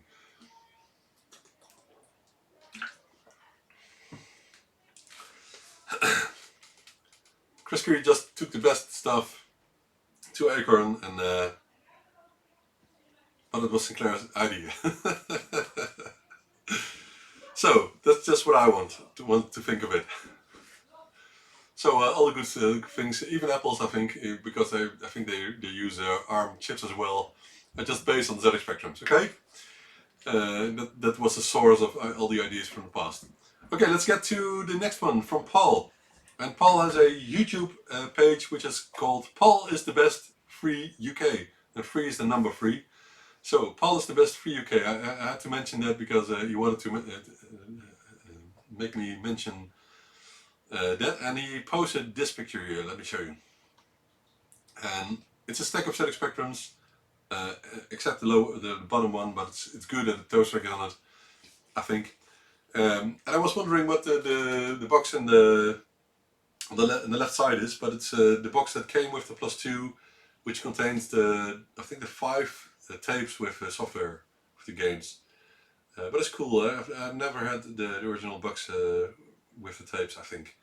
Of course, cool ZX Spectrums, and I see a different C future, so you should maybe should put something over that. I could do that, of course, but I won't. Anyway, very cool. Very cool picture. Let me see if he posted more pictures in here. Oh, you can see here the tapes in the box. So I think there are 6 tapes in there. I'm not sure. Maybe 3. Doesn't say here. Anyway, what else is here? I was just referring to his YouTube channel. I can show you. I can show his YouTube channel. Why not? You know. So he uses. Oh my god! Stop. Okay. So this is a YouTube channel. Enough for that. So Paul, your future as well. Let's get to the next one. The next one is from Stuart, and I got blast! I got those in the mail. I have to postpone those for next week because I have to put them somewhere here. Sorry, Stuart. Sorry. We'll feature them next week. Also posted some threads on Facebook. So the first one was this one, of course. If you haven't seen it, it was R-Type in my backyard. It's actually not my backyard, and it's not my Beamer. It's not my R-Type. It's just a Photoshop. Anyway, it worked because people sent in their pictures. So there are a couple underneath here. So I got one from Thomas here, which is a Timex machine with a very cool monitor, although it's a Commodore monitor, but I like the model. Timex machine in 2068, and I'm not sure if this is Portuguese or the American version. I can tell it's a Timex. Oh, it says Timex Sinclair, so it's the American version, I think. I'm not sure where he lives, but it really looks really cool. Really cool looking chamber as well, by the way. All the wood. It really looks old school. It could if the MacBook wouldn't be there, then you could think this is a picture from 30 years ago. But it's not, because there's an Apple. Anyway, more pictures. Oh, there's another one from him. Look. So this is another desk in his house, I guess, with I guess the same machine, but I can't tell. And the Timex machines have those ROM slots, which are very cool, I think. Oh, there's even the Timex calculator in the back, as you can see. Oh, you can't see my mouse cursor. That's pity. Okay, and the ZX81. I guess it's the Timex version as well. Timex 1000 then. Okay, cool. I've got more. Jim, there's more. Let me check if there are messages in the stream. Um,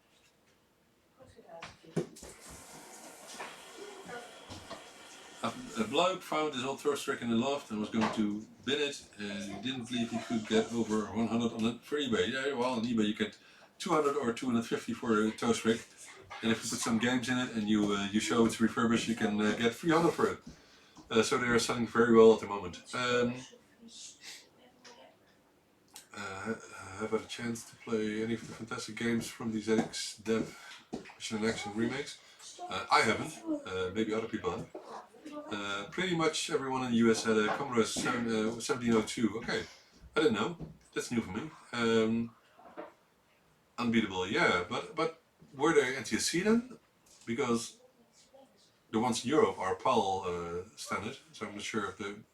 I guess they have made a specific version for the US then. Oh, yes, Mark, I know. If I would work on your stuff, then this is very easy, Mark. I could work on your machines, but then Tom would fight with you because Tom is waiting for the spec runner. So fight it out, guys.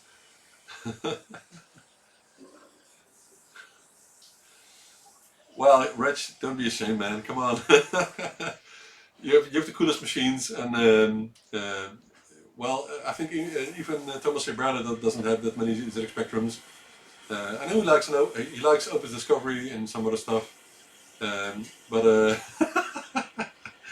um, um, I'm not a collector. Rich, please, I hope people believe me if I say I'm not a collector, because I buy these machines as an investment as well, because I want to have a large assortment of products, even with original machines.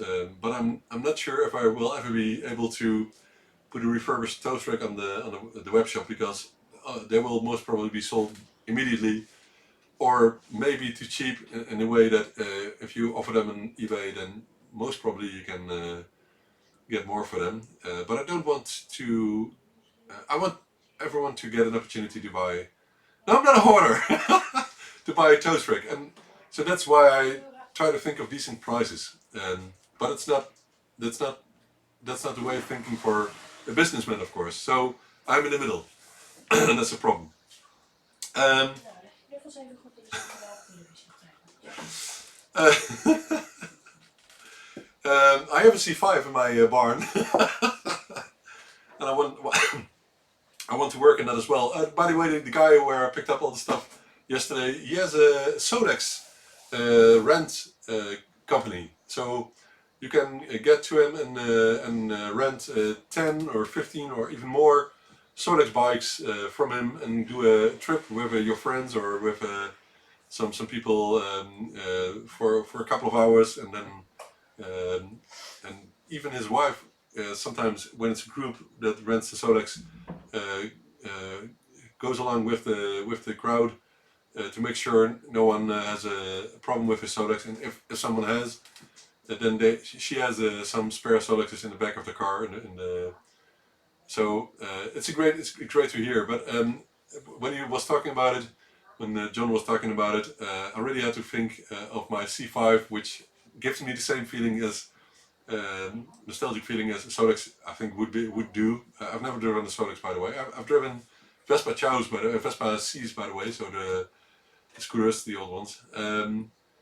Anyway, I want to finish my C5 and do some driving with it. The only problem is that someone told me that you're not allowed to drive a C5 on the public road. So I wonder about that, but I think I will just do it, and do if my nose is bleeding, if some policeman pulls me over, I don't care. But I will drive it one day. Yeah, there are plenty of people with QL, Rich. You're completely right. And I even got I think 6 or 8 QLs in this box somewhere. Mainly because I want to refurbish them as well. But I just don't have the time for it at this moment. But that will come back in the future. My storage space is increasing. Every 3 months I needed to get a bigger place to store my stuff, which is really pain when you have to move all the stuff to another one. Anyway, um, uh, I need to be organized because this is not the biggest place to work, so I need to be organized. Um, oh, that's Betty. They were wet here. How did they become wet? What? That was a pile. How many QLs did you have then? Wow. And how did you gather them? I wonder. Were you able to buy a lot of something, or did you just collect them throughout the years? I wonder, really, Rich.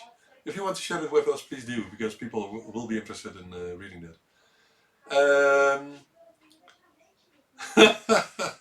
Yeah, of course. Well, um, uh, uh, uh, I like talking with Ian and Alexandra. We're in a good level now, talking to each other. It's not a problem anymore. The only sometimes I wish my wife was a bit more interested in technical stuff, but she isn't. She just isn't, and it's not a big problem. But she is going to work with me here in ByteDelight in a month full time. And full time is in quotes because we have 2 kids and we need to take care of them as well, of course, and all the other stuff and doing groceries, shopping for groceries, and cleaning and that sort of thing. So she will not do it that full time, but she will most probably operate a pick and place machine when it's ready, and that's a good thing. So we'll make it possible to get up to full speed for keeping up with the demand that there currently is. Okay, there will be also a port of Play-Doh term for the QL, which is very cool. I've never seen an Ethernet interface for the QL, I think, or did I? I'm not sure. I don't know. I don't think. Um, 200. Wow.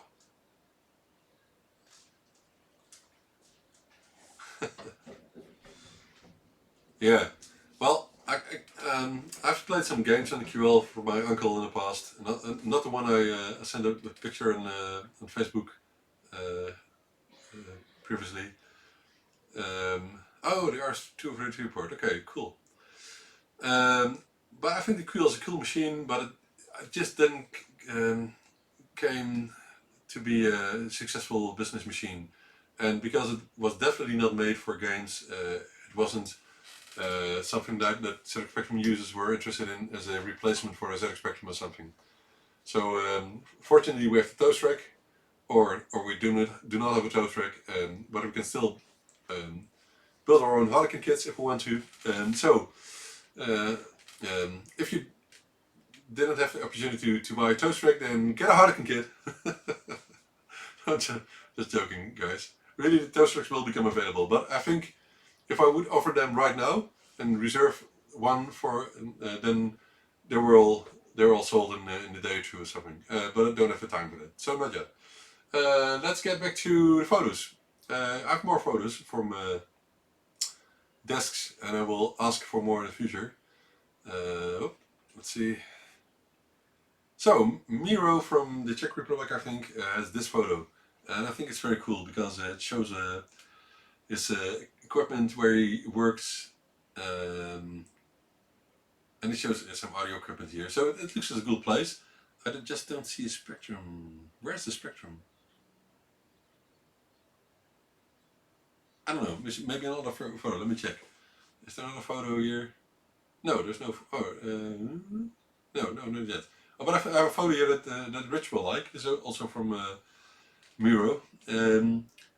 He got some toast racks, and I know for that he was refurbishing those. So I guess he spent some time on them because he needed some modulators because a couple of these didn't have one, and I guess he also refurbished these micro drives.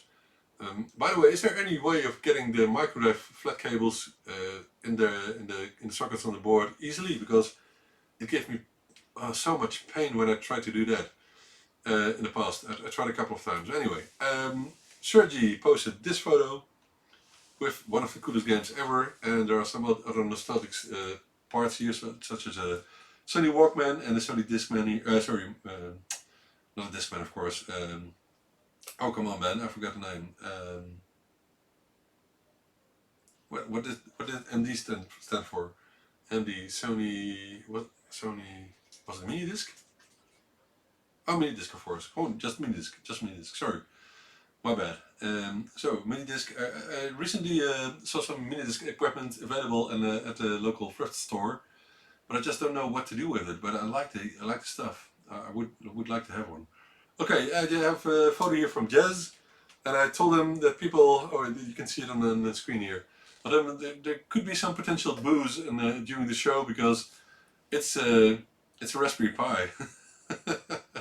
I think he built in a Raspberry Pi in a plus case. So I'm not sure what you guys think of this.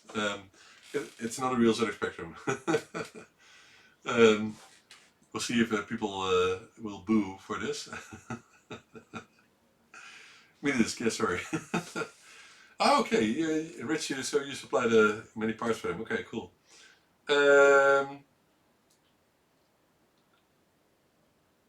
Chop the sides off with a chip socket, yeah. Ah, okay, chip socket. Insert the wire ends into the side and then insert them into the motherboard. Oh, that's a good idea. But does it work very well then? Chop the sides off a chip socket. But can you put in the pins of the chip socket into the connector on the board then? Because I just want to make sure that the connection will be well enough.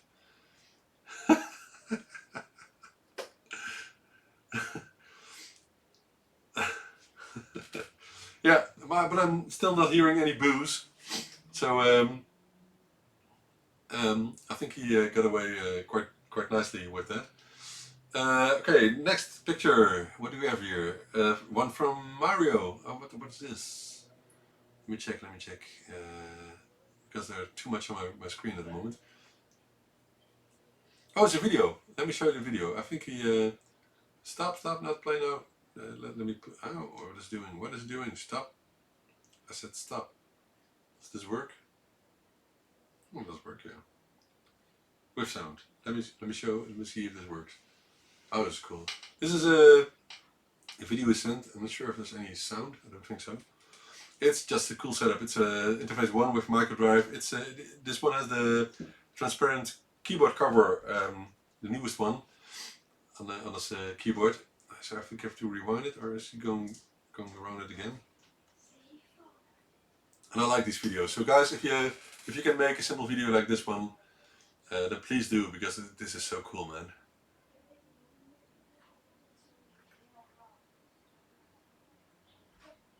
Look at the cover. The cover is cool, isn't it? I'm not sure whether they are sold, but they're available. I've seen them somewhere. I think someone on Facebook offered them. And I think Rich, you told him to offer them in Summer Retro, so I hope he will do that. So you can see a DiffMC there, and the Mini and the ZX HD. Oh, and the interface 1 is not connected because there's a DiffMC interface connected at this moment. Why do I get this? Get away. Is it on YouTube or something? No, it's not. Alright, let's get back. What else do we have here? A picture, there was a video from Mario. Very cool. Then Thomas Seifert showing a just Specky 128K in a transparent case. This is the smoke case, I think, or is this just a transparent case? I cannot see it. Gold colored faceplate and a fluorescent black key mat, which glows when in the dark when you put some light to it during the day. It's just very cool, I think. Right, so just Specky, I know that board, I've seen it from close. Right, next one is the Harlequin Revision F, so it's a 40K board, I think, also from Thomas, with the smart card, I think. I think this is the second revision, I'm not sure. So cheap solution for SD card storage if you want to. So for the K machine, very nice. I like the case. By the way, I have one smoke case here somewhere. Where is it? I'm not sure where I left it, but I'm going to build some rainbow LED cases with a smoke case because people ask for it. What else? What other photos do we have? Is this the last one? I think it's the last one. Yep, it's the last one. All right. So those were the photos for this week, and now we're in 2 hours in the show already. So I think we've done well, if you ask me. Let me check if there are more messages on the stream. Whoa, what is that? What is this?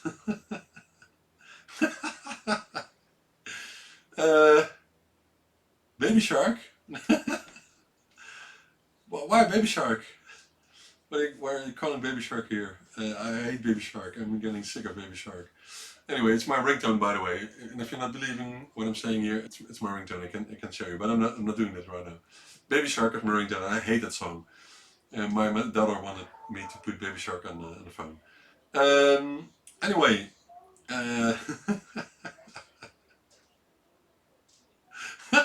Oh, okay. Tom had the same issue, yeah. Fins? What did I say wrong then? Nice Spectra video stick. Haven't seen one of those in a very long time. I think I have one. Oh, the dust covers. Rich is sharing the link to the dust covers, which are... oh! I wanted to say available on Sama Retro, but they seem to be sold out at the moment. That's a pity. Anyway, but I guess they will come back because people really like the dust covers. I hope they're of good quality and the plastic won't get torn in a couple of years. So I hope they will last for a long time because I think they're vacuum molded, I guess, and you can use any material for that, of course. Okay, Peter says that they're also available at ZF Renew. Okay, very cool. I don't want to have you guys compete with each other, but I like it. I just like I like them a lot. They're available on 2 sites if they're in stock. All right. Wow. I've had a cool time. Oh, I just wanted to do one thing, just to show I'm not a hoarder. The collector. I will admit, at this moment I look like a hoarder.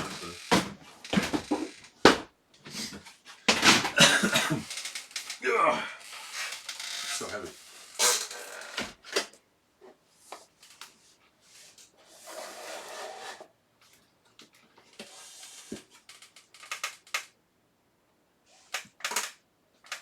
Okay.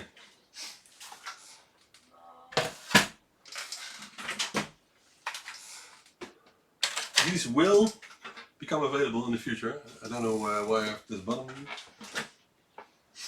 but not now.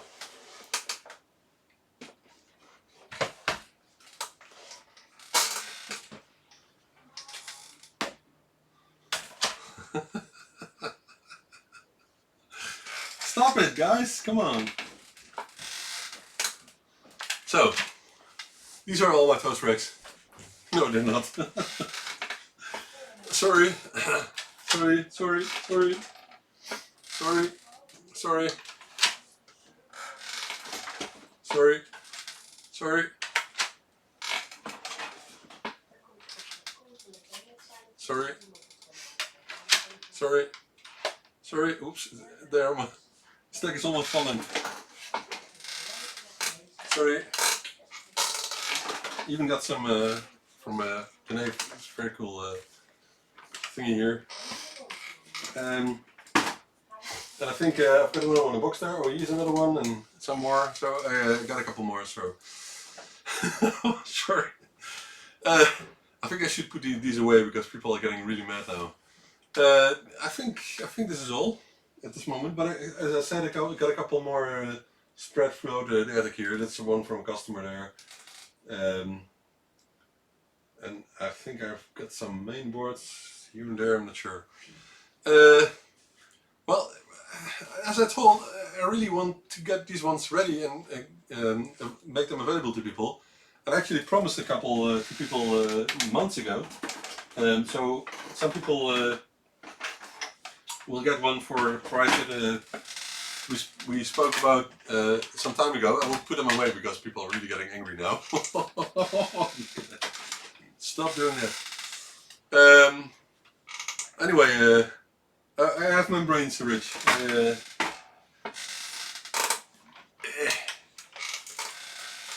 I get them from, to be honest, I get them from Thomas, you know, from the same supplier. Because I can deduct that from Thomas, which is good for me and for the people that need one from my website. So that's why I have to do that. I'm not a collector. No, really, I'm not a collector. If I was a collector, I would cherish these and never would sell them anymore. But these will become available in the future. Just not now.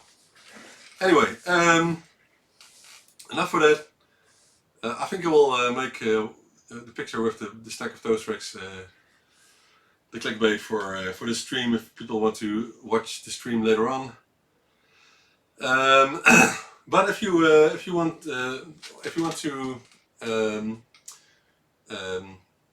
to rob someone with a stack of toast racks, then I know someone else.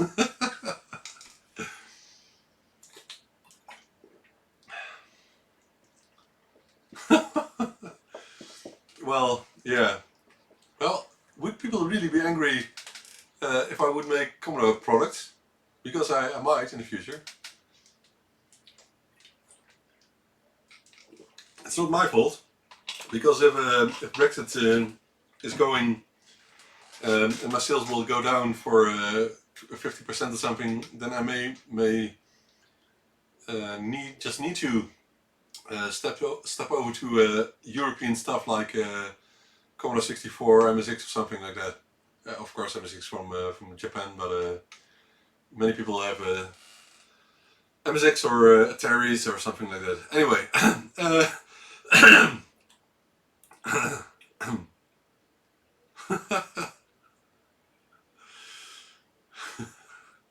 Well, we'll see. It's just that it's now a way of living, and I need to produce a lot of stuff to make it all possible. So I want to make it possible to have the pick and place machine run for at least 4 hours a day or something like that, average use or something. So that's what I have in mind. It will be fast enough. That's not a problem. All right. So enough of teasing with toast racks. They will become available. Don't worry. They will become available. Just have so many other projects that people would really want to become available as well. So I said the Spectranet, the +3 replacement power supplies, +2, +3. What else? The new DFMC interfaces, the Pro Series. The dual floppy drives, people want them, but they're out of stock, like I said, because they need time. The LED cases and new developments. There are a lot of new developments going on, like programmable LED keyboards, which will be very, very cool. There will come some very interesting stuff is coming up. And what else? So the Symphony category will be updated with lots of new stuff. When I have the time, I will also work on the Opus Discovery sets, which came in, and I won't sell them unfinished anymore, because I think I can do them now. I have the experience and the time, so that's no problem. And I also offer the upgrade kit, so I most probably will upgrade all the Opus Discoveries to the max, so people have 2 drives and some discs with them with games and that sort of thing. But indeed, like Owen is saying, Spectranet is one of the first. But my planning, it's on the wall there. My planning is keep up to date with the daily orders, so all the production for that. Then start with the pick and place machine. And in the meantime, when I'm starting with the pick and place machine, which I think will take over a month to actually use daily. In the meantime, I will also produce the +3 PSUs and the Spectranet and other stuff. So a lot of things to do here. I definitely will have not enough time to do everything that I want, but it's just a cool thing, you know. It's 2019 now, and there's more work than ever on when it comes to retro computers. Um, I wonder how the companies did it back in the days. Of course, they had factories and that sort of thing, but we have pick and place machines nowadays. That's the difference, you know. All right, I think it was a very cool stream tonight. Thank you all for watching. If you have something to ask me just now, you can still, because you have a couple of minutes left before I will log off. I will wait for your final remarks and other things. If you have anything to say, then now you can. Just like when someone is marrying, you know. If you have anything to say, then to keep them from marrying, then now is your chance. Anyway, next week will be a busy week for me with the kids and the family, and we'll do some cool stuff. I will update you with everything I'm doing. Also with the kids, I will just show you some photos. Anyway, thank you guys. I liked it a lot. Thank you for watching. Thank you for chatting. Really helps me doing these shows. We're almost at 4,000 viewing hours, which is great. So we're actually at 3,800, I think. So this channel will be monetizing very soon, which I really like, because that will help me doing all new stuff which is coming on. Have a good week, good weekend as well, guys, and I hope I can do another one next Friday. And in the meantime, maybe I will make some more videos. So bye, thanks you all, and let's finish again with the intro, which I like a lot.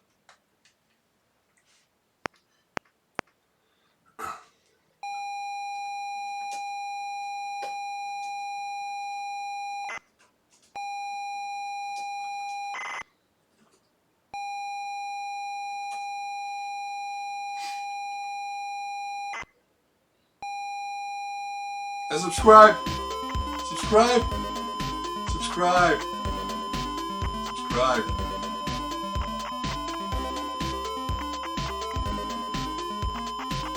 subscribe.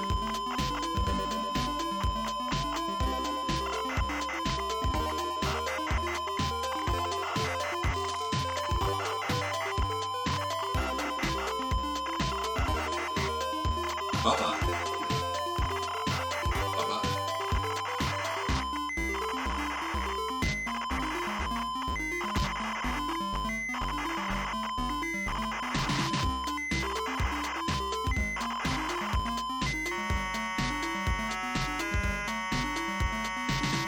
Subscribe. Do it now.